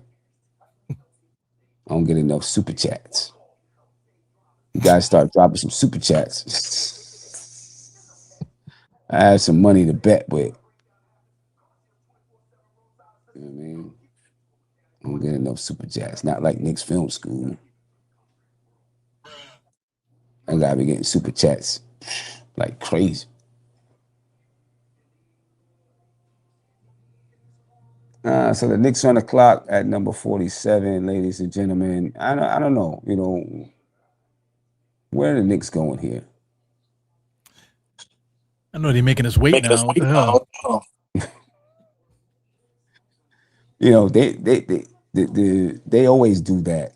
They always do that on you know when it's the draft. They make the Knicks fans wait. They know more Knicks fans are gonna log in because they want to see what's going on. You know what I mean? See who the Knicks are gonna draft, so they make us wait a little bit. They're waiting for everybody to come into the chat, right? It's like, oh, you know, hey guys, I'm just talking. I just want to see you guys fill up the chat. When you guys fill up the chat, then we'll, you know, that's what they tune into us. Right, exactly. And then the Knicks will turn right around and draft at number 53 after this, just 6 picks later. So, and then after that, the Knicks will be done for the night. So we could talk about, you know, what these draft picks actually mean. You know, but the Knicks are on the clock. Look at Mr. Richardson in the chat. Always got something to say. Always got something to say.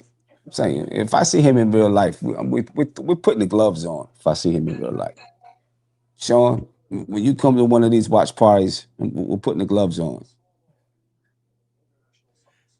I ain't gonna hold you, man. I kind of want you to take that hat off too.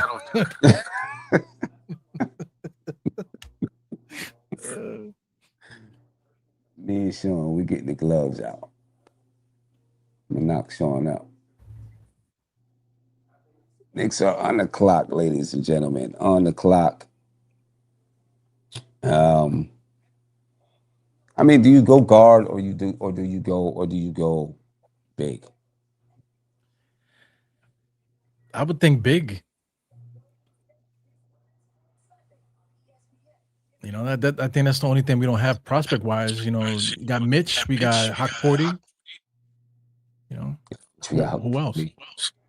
who was the white guy? If you look on the cover of the New York Post, when the Knicks won the championship that night, they put out the late edition. There's some white guy in the back, big white guy. I don't know if I don't think he's anybody that we're really considering to be a potential rotation player. I think Huck Porty. See, that's the thing, man. You know, when do you decide it's time to make the move? When do you decide it's time to really see if Huck Porty can produce for you and be a rotation player? I mean, if you give Mitch a contract, I mean, you're basically, you know, he stays third string center for a while. So the pick is in, but we don't know who it is yet.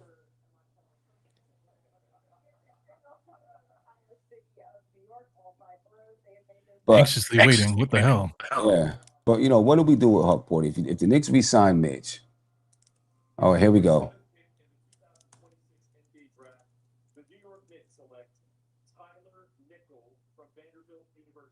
Tyler Nickel from Vanderbilt University, forward, 6'6", 217 pounds. Is he really a forward? I mean, I guess he's a forward. So they select Tyler Nickel. Tyler Nickel. He looks like a Tyler Nickel. Forward from Vanderbilt. He's a shooter. Averaged 13.5 points per game last year. Shot 40% from the field, from the three-point line. You know, so that's really it. He's a three-point shooter. He doesn't bring anything else to the table as far as defense or passing the ball or nothing. It's a situation, you know, I mean, just a three-point shooter in college at least. All right. He just sounds like a guy that's going to round out the summer league roster right now. Yeah, that's what it's to me. Yeah, man. Yeah. Again, it's another one of those players that you can, you know, throw in your summer league, throw him in the G League, and not have to really give him a contract, not have to worry that he's going to be on the roster. I guess you got to have some guys like that. You know what I'm saying? Guys that you're developing.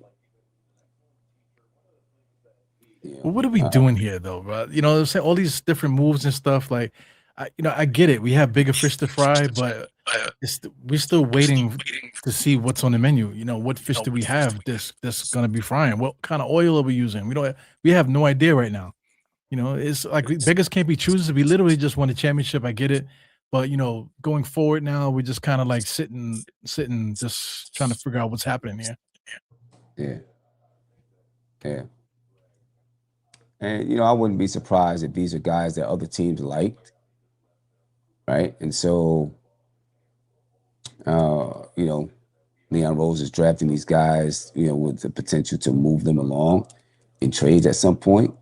But, you know, I guess they're guys that put in the system. You need shooters, always need shooters. You know, I don't know. And we got one more pick with the 53rd pick, 6 picks away from that pick. So. You know, I'm thinking with that pick, we're going to pick a center.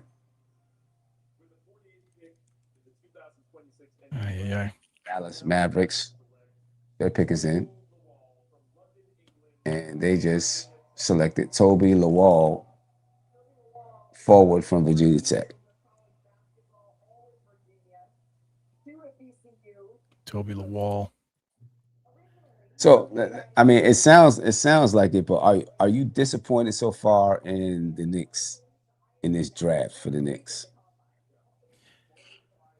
You know, I'm not disappointed, but it just like if we're gonna like waste time to put a pick in and have them call them out and have Jack from Germany get up and walk up there, to be selected. If we're gonna waste that time, that we should get guys that can help this team. Like getting a 6 foot point guard from Germany, that can't, like you said, like he can't even get past the guys that's in this video. He's shooting fadeaway jump shots. You know what I'm saying? He's not getting up at the rim. He's still like he's like a savvy guy at 20 years old. It's just crazy. And then my man Tyler Nickel, he looks like an old nickel. A one trick pony, could shoot the three. He can't really do nothing else. You know what I'm Yeah. saying? So, like why waste the pick and call a kid's name if we're not going to use him for anything? Right. And then trade wise too. How could I fix my face to say, oh, let's put these guys in a trade to spice something up? Yeah. Yeah. And maybe again, it's about the politics of it. You know what I mean? If you get somebody too good, you're forced to have to give them a spot or something. Maybe it's simply about that.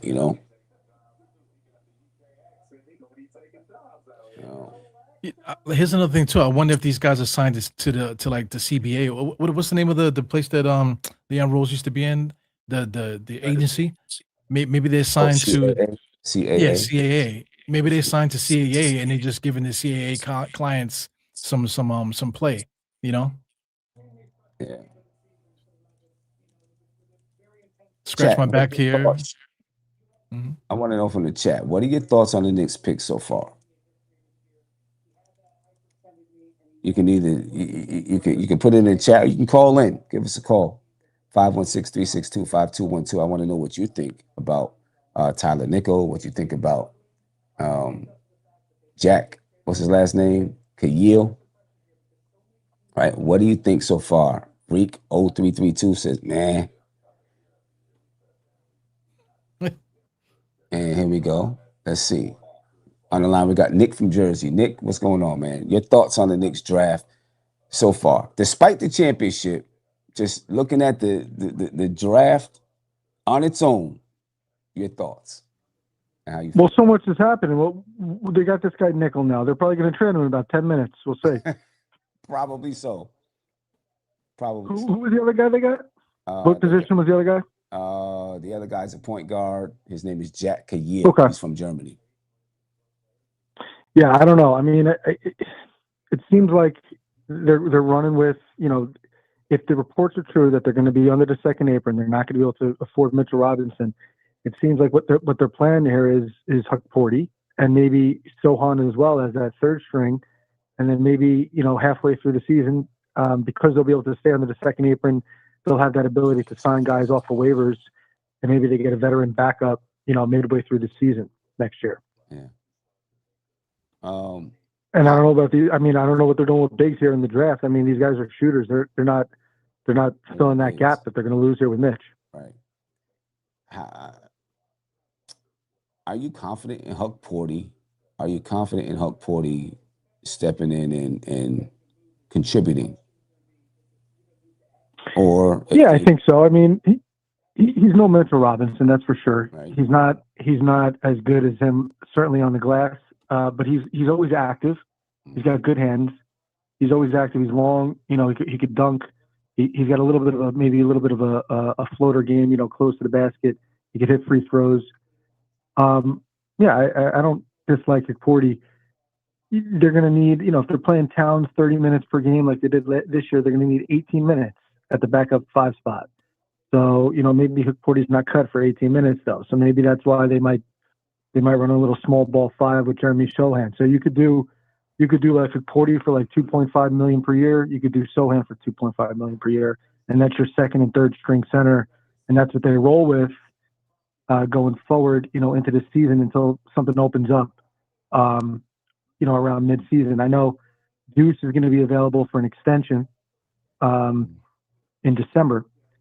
So either they'll extend Deuce, probably on the back of working out some deal with Cat, possibly where he takes an early extension to save some money, or maybe they trade Deuce around the trade deadline for that backup big, based upon how the guard play is going with Alvarado, with Kolick, and whatnot, to see what they do with Shamet. So they have a lot of options.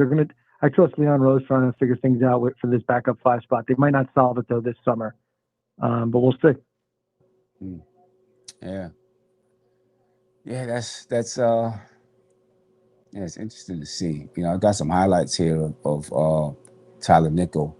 And for the most part, the guy is a 3-point shooter. Like you said, Okay. he's a one-trick pony. Shoots threes. You know what I mean? Well, insurance if they lose Shamet. Well, okay, possibly insurance if they lose Shamet. Is he a guy that's going to be ready to? There we go. I had. I have no idea. I mean, no idea. But I know they got a lot of guys. With what we were talking about last night, McCullough. McCullough had a good run there for about 3 weeks playing, and everybody, even when they drafted him years ago, they were saying, "Oh, this is like a young Josh Hart. He's a hustle guy." So I liked McCullough. I liked the way he played, and if they need a guy out there to take up some minutes, and with the loss of Clark of our bench going forward. And it's really just going to be on Leon trying to find a long-term Mitch replacement. I've been wanting them to find a Mitch replacement or a Mitch like heir apparent for years. Maybe they think Hukporty is it, and they're going to trust him. And all of a sudden, we're going to get this ultra-athletic backup young guy, and he's going to be playing great. And we're going to be like, I can't believe we were losing sleep over Mitch. Like it was so right to like pass the baton over to Hukporty. Let's see what happens. Yeah, we'll see. Listen, the kid can shoot. Talking about Tyler Nickel, he can shoot the ball. We were just looking at him on the screen. He could definitely shoot the rock.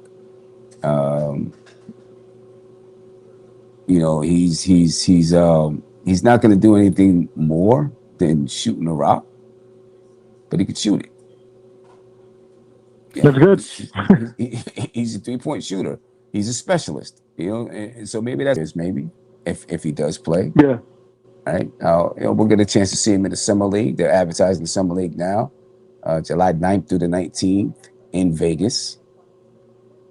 Sure to be televised on ESPN. So, for those of us who will not be in Vegas, we'll get a chance to see these guys play, see what they can do. We'll also get a chance to see Hukporty and maybe even Tyler Kolick play at third year. And contract, right, Kolick? Yeah, they got him on a contract. So he may not be at Summer League. All right, because I'm more, I want to keep Kolick too, but because Kolick is really the insurance if they lose Shamet. Kolick is a guy who could play. We've seen him play before, right? And we saw how Alvarado played, as that secondary ball handler in Game 4, and we saw how Kolick played as that secondary ball handler in the NBA Cup and for like a month, during the Christmas season. So, I'm hoping they keep both of those guys, and then you got Deuce. So it's going to be extremely small bench if all three of those guys are playing, because you can't really play Deuce as like the backup 3. But it's I hope they keep Kolick here long term. Yeah. We'll see. Are you concerned about his defense? Kolick, no, I'm not anymore. I think his defense has improved, and that's not his strength, of course, but I just think like right now, while they're going through this transition with the bench, I don't want them to have to move. I don't want them to lose Kolick. I think Battier is probably going to be on the outs. I think there's a chance McCullough might be on the outs. I think Porty's definitely coming back. I would like them to keep Kolick as well. And then you got Diawara. This is like the new core of kids, remember the kids back in the early 2020s when everyone was play the kids. Well, we got kids again. And, it's basically like the third team of this year is now a lot of these guys are going to be encroaching in on the second team for the repeat, because it's just the way it goes. We're going to lose Clarkson almost certainly. Yeah. We're probably going to lose Mitch. So it's all good. It's the way it goes in basketball. Yeah, that's the way it goes. You know, if we lose Clarkson, which I do expect we're going to lose Clarkson, I would really like to see McCullough. I was impressed Yeah. with him this year. I was impressed with his Yeah, defense. he hit the open shot. Hustle guy, hustle, hit the open shot, defender. He moved the ball. He knew exactly the system. Like, you could see that he has high basketball IQ. Yeah. You know, and unlike Daddier, you know, I think Daddier's probably got more talent, maybe, but Daddier's got slow feet. That's how I look at Daddier. I'm not impressed with Daddier. Okay. Never was. This is my opinion. Yeah. Yeah, we'll see what happens with Daddier. Yeah. Yeah. Yeah, good stuff, caller, man. I agree with most of the stuff you're saying. You know, I didn't want to interrupt you because I think there's like a little echo coming from me today.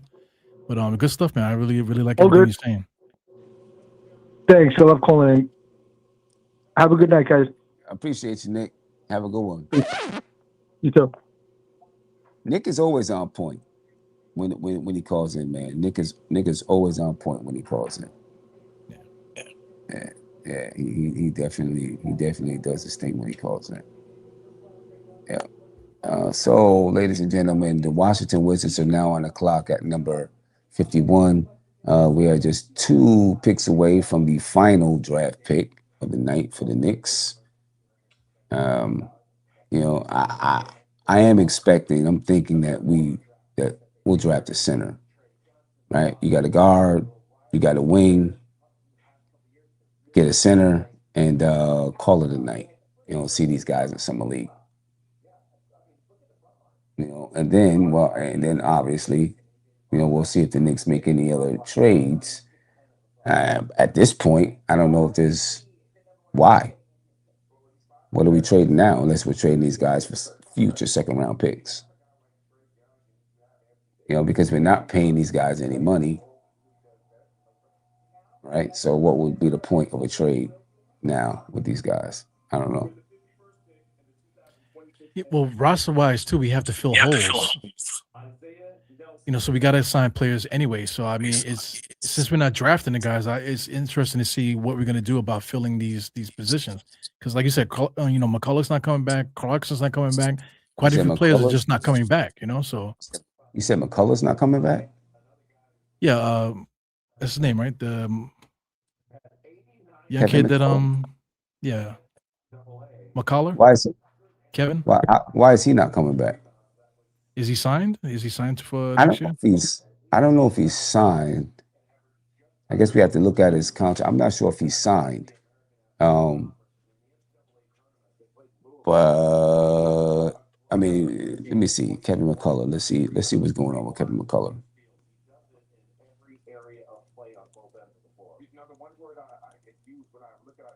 Color Junior contract. So he's signed. He's currently on a 1-year, 2-way contract with the Knicks.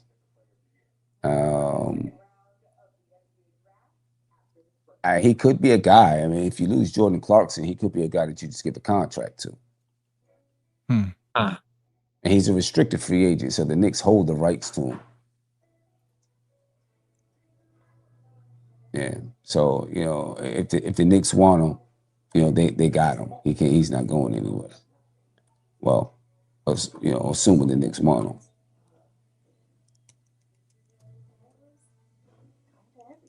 Yeah, it's interesting, but I mean, aside from him, though, you know, Clarkson is not signed. Shamit's not signed. Couple guys are going to be missing. Yeah. You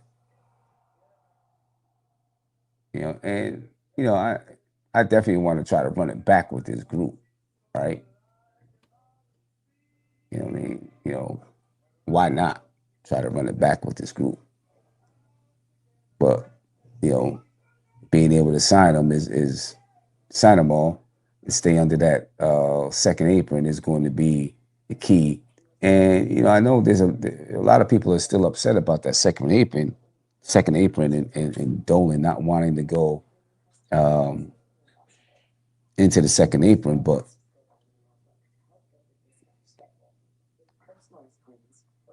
you know, the restrictions. It's got the restrictions, and for Dolan, he may not care about the restrictions, maybe more than that, right? But the restrictions will stop the Knicks from being able to make moves at the deadline, uh, and so on. To fill out the rest of his roster if needed, and throughout free agency. I'm not as upset as other people about not going into the second apron. You know what I mean? I know there's a lot of people upset about it, like, oh, why is Dolan I think they're more upset that Dolan said it and stuck his nose in rather than if Leon Rose came out and said, no, we're not going into the second apron. We think we can still contend without going into the second apron. I don't think anyone would have cared. It's the fact that it's Dolan, right? Right. Yeah, it's the fact that it's Dolan. You know what I mean? I don't know. But anyway, ladies and gentlemen, do me a favor. Please smash that like button. We got 348 people here. Some on X, some on YouTube. If you're on YouTube, please make sure you hit that like button for me. All right? All 343 of you. Now, some of them just left. Maybe they hit the like button. Hopefully. You don't have to leave to hit the like button, though. But make sure you smash that like button for me, ladies and gentlemen. Keep the flow going. And if you are not aware, I'm not going to bring it up right now, but we got some new merch. Make sure you check us out, nbkfam.app, and check out the new merch that we got. It's pretty dope. It's an abstract Jalen Brunson King of New York shirt. It's pretty dope, man. Make sure you go check that out. It's different too compared to the other merchants out there with Jalen Brunson. Yeah, very different. As a matter of fact, I'm gonna put the entire thing in the link straight, not just to the app, but straight to that shirt. All right, so that you guys can check it out. Okay, so the Los Angeles Clippers pick is in, and the Knicks are picking at number 53, ladies and gentlemen. So, and they drafted Henry Vesar. Yeah, finally. They drafted Henry Vesar. Were you hoping that he was going to drop that the Knicks were going to pick him up at number 53? At 53, that's a must pick there because he should have been a first round pick. Because I'm looking online too. A lot of people are making that comment. They're like, yo, how come he didn't get drafted? What is it with him? What's up with him?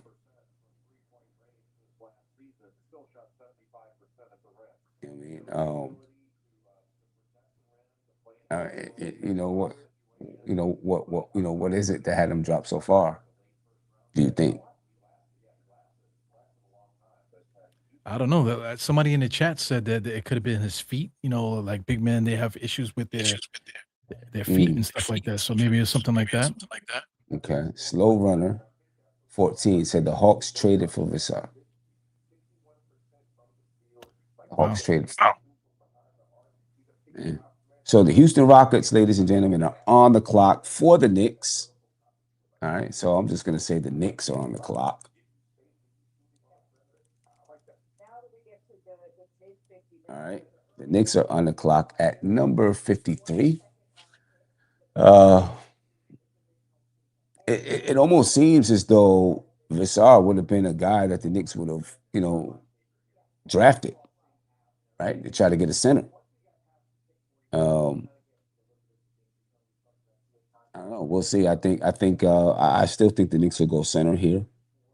Since we went guard, we went forward, go center, and call it a night. Fill out your summer league roster, and maybe you find something there. I don't know. I see Fresh 3542 said reported trade Knicks, and what is this? I think that's an old trade, Fresh.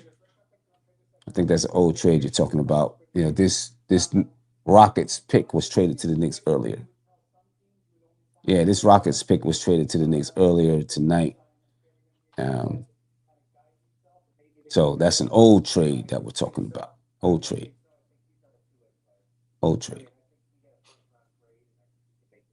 Let me see. Let me check and see what's going on with Shams. Yep, Hawks flipped their number 57 pick for Henry Vassar. Yep, they also sent cash considerations. The pick is in. They're probably going to make us wait a little bit, but let's see what's going on.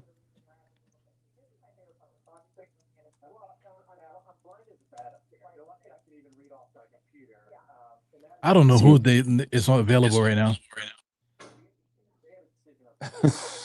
Like another center, somebody just posted it just now. This African brother, Ugana Uneso. Yeah. Yeah, I think that might be the guy. Yeah. So let's see. That's who it is. Ugana Onyeso. Yeah, because it's a center, so that's probably like the best center available. Yeah. With the 53rd pick in the 2026 NBA Draft, the Houston Rockets select Ugana Onyenso Yep. from Imo State, Nigeria. The pick is Ugana Onyenso from the University of Virginia.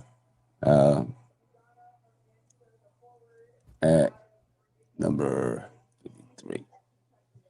Okay, so there you go. Figured that they would go center, and they went center. Yep, so that's the Knicks' last pick of the night, ladies and gentlemen. The Knicks draft Ugana Onyenso. You know, and I mean, he's there, so he expected to be drafted. He looks surprised to be drafted right now. It's like Hakpori all over again. Right? Yeah, Hakpori was the last pick in the draft. You know, so it's almost the same type of thing. Almost the same type of thing. You know, averaged 6.5 points per game, 4.9 rebounds last season. You know, so he's probably a Dikembe Mutombo type of guy.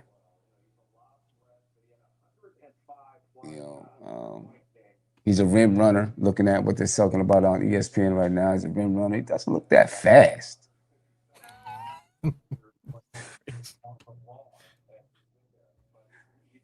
Doesn't look that fast.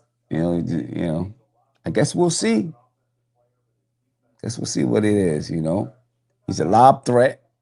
He's basically Mitchell Robinson, maybe less talented than Mitchell Robinson. Screen setter, lob threat, can roll to the basket, dunker. You know, doesn't look like he has much of a post game. He's a practice player at best, bro. You know what I'm saying? He's like a practice player at best. Yeah, maybe, probably. We'll see. Yeah. How tall is he? 7 feet. 7 feet. Okay. Yeah. You know, hey, you know what? I guess at this point, I'm just trusting in Leon Rose in the front office. Right? I'm just trusting them. I think that's the best that we can. That's the best that I can do right now is just trust them. Yeah. And you know, with whatever they see of the guy, you know, feeling that, you know, they see something in him that, you know, could he has potential. You know what I mean? And I guess this gives you security if you do not sign Mitchell Robinson and Hakpori becomes the number 2 center. Right now, you have some security at a number 3 center if he pans out to be, at the very least, a defensive screen setter, a rim runner, a shot blocker, right, and a rebounder. At the very least, if he's those things, you know what I mean, then I guess we got what we get what we need from him in the meantime. You know what I'm saying? To just do those things. Just use that skill set. Rebounder, rim runner, shot blocker. We just got some developmental pieces, right? Yeah, basically that's what the Knicks got. Some development, some guys to put in the system, develop them, see if they can, maybe become something. You know what I mean? If they can become, I don't even want to say a rotation piece, but a end of the bench piece.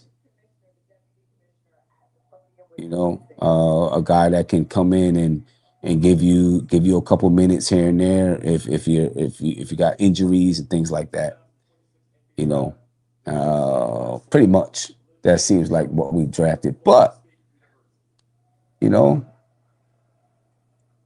with some of the guys that's in the league now, I mean, Jokic was drafted in the second round. Obviously, Brunson was drafted in the second round. So you never know if these guys will end up being Sam, something, man. you see the breaking news? You see the breaking news? No, what's the breaking news? We traded this guy. Number 50, the 53, we traded Ogano, whatever his name is, we traded him to Detroit for cash. Golly, bro. Okay. So more cash. You know what the Knicks can do right now to make things better? Drop that cash in the freaking super chat. You know what I'm saying, for us right now. That will brighten up the day. Oh my God. So I'm doing all this talking about the guy and he's gone already. Yeah, you was glazing that thing, boy. Woo, you was putting the condiments on that bread, boy. Sheesh. Boy. So I mean, my takeaways from this draft is that the Knicks don't, it's like F them picks. That's the mantra right now. We don't care about draft picks. We're focused on the roster at hand. We have to re-sign our players that we want, and then we have to figure out a way to get better without going over the second apron. So that's what it is. Yeah. So the Knicks traded 53, to Detroit Pistons for cash. The Pistons are up to something. The Pistons are up to something. What do you think it is, though? I don't know, but they're up to something. I don't want their fans to win. The Detroit Pistons, after, during the playoffs and stuff, we weren't even playing them, but their fan base was in our mentions and just posting content about our team, and they weren't even in the playoffs at a certain point. You know what I'm saying? So I just don't want their fans to get anything. Like if they have something brewing where they're trying to save cap space to possibly sign somebody, or it could just be clearing space just so they can sign their own player, Jalen Duran, right now. So Right. a lot of unexplained things happening right now, but can't really complain. Yeah, the Pistons might be up to something. I mean, and maybe they figure they replaced Isaiah Stewart with this guy, right? Yeah.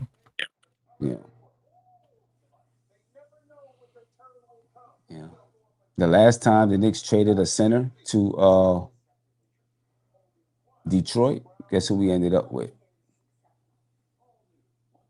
Who's that? Jalen Brunson. That's true. All right. Last time we traded a center, we traded Jalen Duran to Detroit, and we used, we traded him so that we didn't have to take on that first round pick money, and we used that space to sign Jalen Brunson. So it worked for us last time. But who is that guy? It worked for who? Yeah, right. Who is that guy? Who knows? Who knows who that guy is? But yeah, it worked for us the last time. So hopefully it works for us again. Hopefully, it works for us again. I don't know. So now, just looking at everything, no sense in looking at any highlights of the guy. Um, what do who are what's your thoughts on the draft? And this guy right now, the Knicks at 55 picked Nick Martinelli, and they're trading. Obviously he's being traded to Houston. So what's your thoughts right now on what the Knicks have done so far in this draft? Well, not so far in this draft. What they've done in this draft. It's not even so far. I think it's fun to see, the wheeling and dealing, flipping the picks. We ended up getting 5 second-round picks, and then we flipped it for more BS and the cash considerations. I think it's still fun, to talk it through, and then just to spend time with the fans and stuff. A lot of fans on watching and stuff. People just want to hear people talk basketball and stuff. So I think this has been a good thing for the culture. That we could sit back on a high horse and just watch the Knicks. Just look down on everybody basically in this draft. While we kissing the ring. So I'm anxious for something else though for the next move. I know we won, but I just don't want to sit on our hands. You know what I'm saying? Like I still would like to put pressure on the rest of the league. You know what I'm saying? And try to repeat. I want to repeat. So what's the move that puts pressure on the rest of the league? That's the thing. I don't know what that is right now. Or is it just the best? Is it just staying still? Not staying still, but doing these little things that clear up space so that we can bring our team back, bring back the same team. Right. You know what I mean? Maybe that is the move, because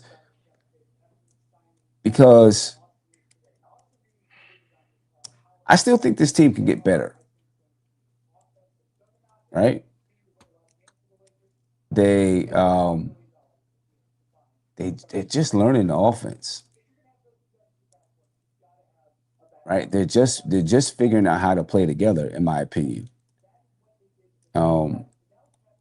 I don't think that they've reached the pinnacle of the offense yet.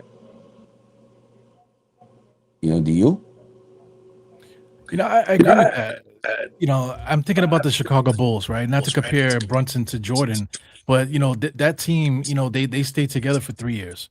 They made little subtle tweaks and stuff like that to the roster, but they basically stayed together and they worked that triangle until they got it to perfection. So maybe that's what's happening. That's what's going to happen with the Knicks, where we don't really make crazy moves. We just make subtle things throughout our little run, and then we're able to run it back and maybe win again. You know what I'm saying? Just by fine tuning the things that we are already doing right now with this current group. So I think that's what that might be the move there. Just history repeating itself, but for this time it'll be the Knicks instead of another team. Yeah.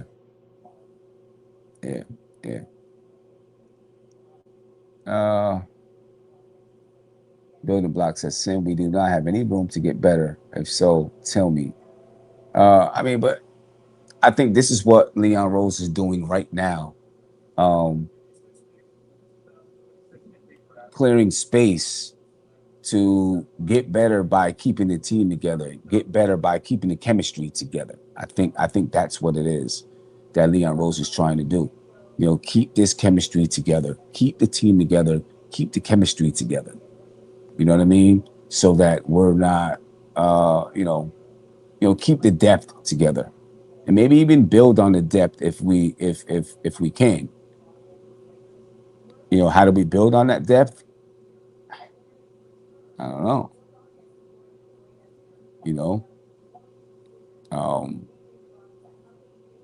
Maybe you build on that depth by some of our young guys, stepping up. It's the way that I see that we can build on the depth. But I think this is what Leon Rose is trying to do. Trying to keep the team together, go, but also stay under that second apron because that's what James Dolan wants. And win. Win by point though. You know what I mean? I mean, listen, we have the core in place. The core is in place. Your first five is in place. Deuce is there. I mean, after that, you're still looking to figure out, what Jose Alvarado should be there, right? Right, Jose Alvarado should be there. So, yeah.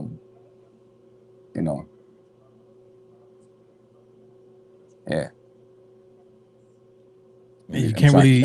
I'm trying to think who else is still there who else is not a free agent from the bench. I think that's really it. Jose Alvarado has a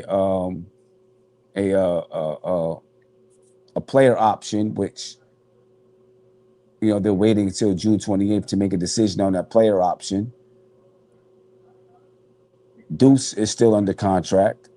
After that, you got to fill out the rest of that bench, right? Jordan Clarkson, Landry Shamet, Mitchell Robinson. We got Dadier. We got Dadier still. Right. So, yeah, it's interesting, ladies and gentlemen. I said I wasn't gonna, put the shirt up, but I might as well put the design up so you can see it. You know what I mean? Right here, folks. And let me take this down so you can see the full design. Right here, ladies and gentlemen. Make sure you check this out. All right, it's a dope shirt. It's a really dope shirt. All right, it is the abstract Jalen Brunson Finals MVP 2026 champions. You know what I'm saying? It's a really dope shirt, and you can get that shirt by clicking on the link that I just put in the chat. All right, it's like $35. Very high quality shirt. Make sure, actually, it's $30, 30 or 35, one of the two. Make sure you go check that out at nbkfam.com, and we got some more NBA Finals stuff coming as well. You're not gonna find this shirt anyplace else. You know what I mean? It's you guys can see the pictures. It's pretty dope. Nothing like it on the market. Nothing like it. See, nothing like it. So make sure you guys go check that out and cop one. All right, it's pretty dope. Make sure you go check that out.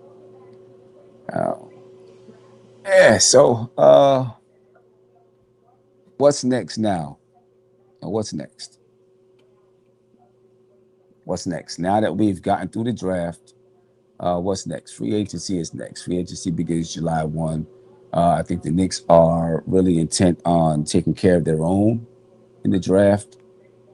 You know what I mean? In the draft, in free agency, taking care of their own. I don't think we're looking to go sign this guy, and this guy. I think they're looking to stay home, take care of their own, stay home, and see if we can contend next year. Right? Are you giving, when we talk about these guys, are you giving short contracts or longer? I'm giving short contracts if I'm doing this. I'm going short contracts, right? You're talking about from something. Like for our current players that are free agents? Current players, yeah. Yeah. You got to keep manageable stuff. Yeah. I'm going short contracts.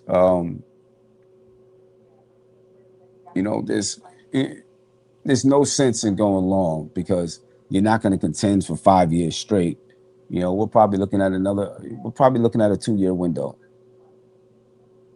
You know what I mean? And you line up their contracts with Brunson, with Cat, with guys that we already have, before you figure you got to start restructuring. And that time comes. But we'll see we'll see what we got in store. See what we got in store. It's going to be, how do I say it? An interesting but also uninteresting offseason. I think we got the crown. Uninteresting. Right, we got the title, right? So interesting to see how we manage to sign out to keep the team together, but also uninteresting because we're not going to be making any splashes unless something major happens.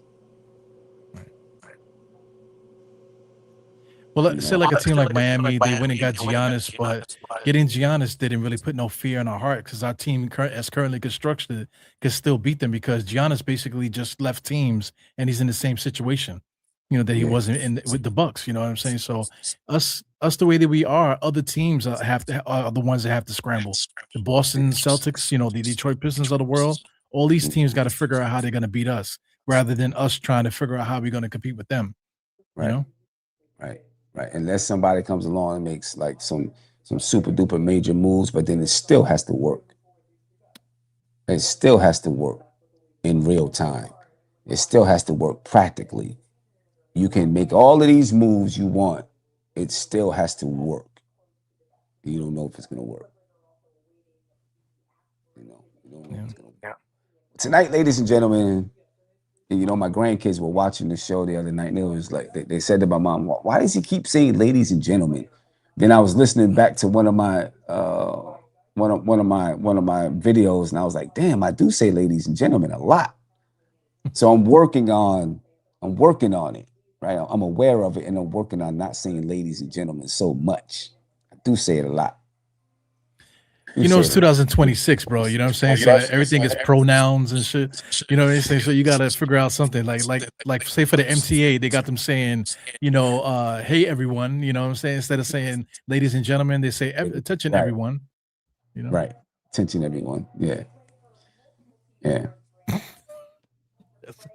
That sounds crazy though. Hey, everyone. How you doing? Greetings, everyone. It's 2026, baby. It's 2026. With the Knicks, they draft guard Jack Kayil at number 39 from Germany, forward Tyler Nickel at number 47, and they trade the number 53 pick to Detroit for cash. But that's not everything that happened tonight. The Knicks began the draft with the number 31 pick, the number 47 pick, and the number 55 pick. They traded the number 31 and the number 55 pick to the Houston Rockets for the number 39 pick and the number 53 pick and cash considerations. Then the Knicks drafted Jack Kayil. They drafted Tyler Nickel. And then they traded the number 53 pick to the Detroit Pistons for cash considerations because the Detroit Pistons traded away Isaiah Stewart to the Memphis Grizzlies for second round picks. So, some back end wheeling and dealing going on by teams, around the league. And right now, the New Orleans Pelicans are on the clock at number 58. Then you got the Minnesota Timberwolves and the Washington Wizards, who had the number 1 pick, will also have the last pick of the NBA draft tonight. And then we start gearing up for free agency. See, I almost said ladies and gentlemen again. All right, so I'm watching it. I'm paying attention to it. But that's your call thing, like especially like when you come in, it's like, hey, ladies and gentlemen, it's your boy. You know what I'm saying? That people know they're gonna hear that when you come on this channel. Yeah, they do. But I do say it a lot. I was listening back to it and I was like, wow, I say ladies and gentlemen a lot. Enough for my grandkids who are like 6 and 10 years old to be like, why is he saying ladies and gentlemen so much? Why does he keep saying that? And I say, okay, well, let me pay attention to what I'm doing. Put them to work then, man. Ask them what should you be saying. What should I say? Right. Yeah. What should I be saying? They'll say, I don't know. Just don't say that. All the time. Any more back end moves you think the Knicks will make in the next coming days before free agency begins? Well, undrafted free agents. I'm looking at that. There's a lot of talent still available. That you can sign undrafted guys. So maybe the Knicks might go that route. Just more invites to training camp and stuff to get more competition, I guess. Yeah. Right. Because maybe the Knicks are thinking like diamond in the rough type of thing. So like if you can get a nice group of young guys together and they compete in summer league, maybe somebody will pop out in that way. You know what I'm saying? Or maybe they just looking for the offense, how things could go in say like a summer league situation. So maybe they're just looking at it that way because truthfully, for the picks that we ended up getting, we weren't going to find necessarily that guy in the draft at this point. You know what I'm saying? So now it's just kind of like what can we do to put the best product out there, kind of like blueprint, just so we can continue to get film, that type of thing, to improve the offense and stuff. Get guys really like a well-oiled machine going forward. That's what I'm thinking, like a coach, thinking like the scouting, that type of thing. That's the only thing I can really think of. Yeah. Yeah. All right. Well, I think I'm gonna head off for the night, E-Rule. I appreciate everybody for being on. Make sure you smash that like button. Make sure you go on over to the app, NBKFam.app, and check out this Jalen Brunson shirt, ladies and gentlemen. I mean, I think it's kind of fire. So make sure you go check it out and cop one. All right, the link is in the chat right now. Who's the artist though? Can you disclose that? Who's the artist? I can't disclose that. Because everybody be trying to get to that same artist. It's Keep something it that got to keep it in house. Got to. I could tell you off air. Okay. But I can't. I could tell you off air. But make sure you check that out. The link is in the chat, folks. And we're gonna get up out of here for the night. It's been a fun night, but we're gonna get up out of here and make a move, ladies and gentlemen. Ladies and gentlemen. Sorry about the echo chamber, because Sim said he can't hear, but I can hear myself echoing, and some people in the chat were saying they can hear me echoing. So we got to figure that out. I don't know what's going on, if it's something on my end, because I don't hear it otherwise. So I don't know what it is. I don't hear you echoing at all. Yeah, they said I got some Japanese anime stuff going on my end. So I don't know. I don't hear the echo at all. Anyway, we'll get up out of here. Evil, anything you want to say to the crew before we go? Well, keep support, man. The content's going to keep coming. Thursdays at 9:00, I'm on this channel doing the Die Hard Hour. We got Trey Frazier usually on Tuesdays. He does his pod at 9 and stuff. Trey Frazier has his own podcast too, the barbershop. I have the Die Hard Knicks podcast. Sim is going crazy with Tony all night long, doing all kind of stuff with Tony. The Losers Lounge. You got some other stuff that you have going on. You have the podcast with your lady too. Yeah. Sundays. We'll be back on this Sunday. That's dope, man. So we might make it a double date. Courtside. Oh, that'd be dope. Yeah, I'm trying to get my wife to do this. She, we're all the top dog in our Knicks lives. You know what I'm saying? So when the camera goes off, all of a sudden my wife comes in here. Yo, did you hear this? Yo, man, get the hell away from me, bro. You know what I'm saying? Like, yo, I'm asking you to come on with me. You want to talk all that shit, but now you want to talk off camera. Same thing with my stepbrother. I got a stepbrother. I got some best friends from work. Like they always want to talk Knicks, but I'm like, listen, man, get on the channel with me and we can do some things. You know what I'm saying? But no, they rather debate me to death, in real life when we can do something with that, man. You know what I mean? I don't get it. Courtside Chemistry. That's the name of the show. Courtside Chemistry. Yeah. Yes. Courtside Chemistry. And we'll be back on Sunday, every Sunday. So looking forward to it. Anyway, folks, up out of here. Appreciate your time. Be easy, spread love, and all that good stuff, man. Right. This is NBK, nothing but Knicks. When Sim passed the assist, you know that it's #1 show that breaks down the game. If you can't play defense, stay out my way. Dribble the ball, come down the lane. 5 seconds on the shot clock. Who gon' win us the game? You wanna hear Nick updates and trade rumors? Post-game reviews, this the place to tune in. So tell a friend just to keep the ball moving. Like the page if you feeling the movement. Every game we coming to win. Give us a sub like a player that came off the bench. This is NBK, nothing but Knicks.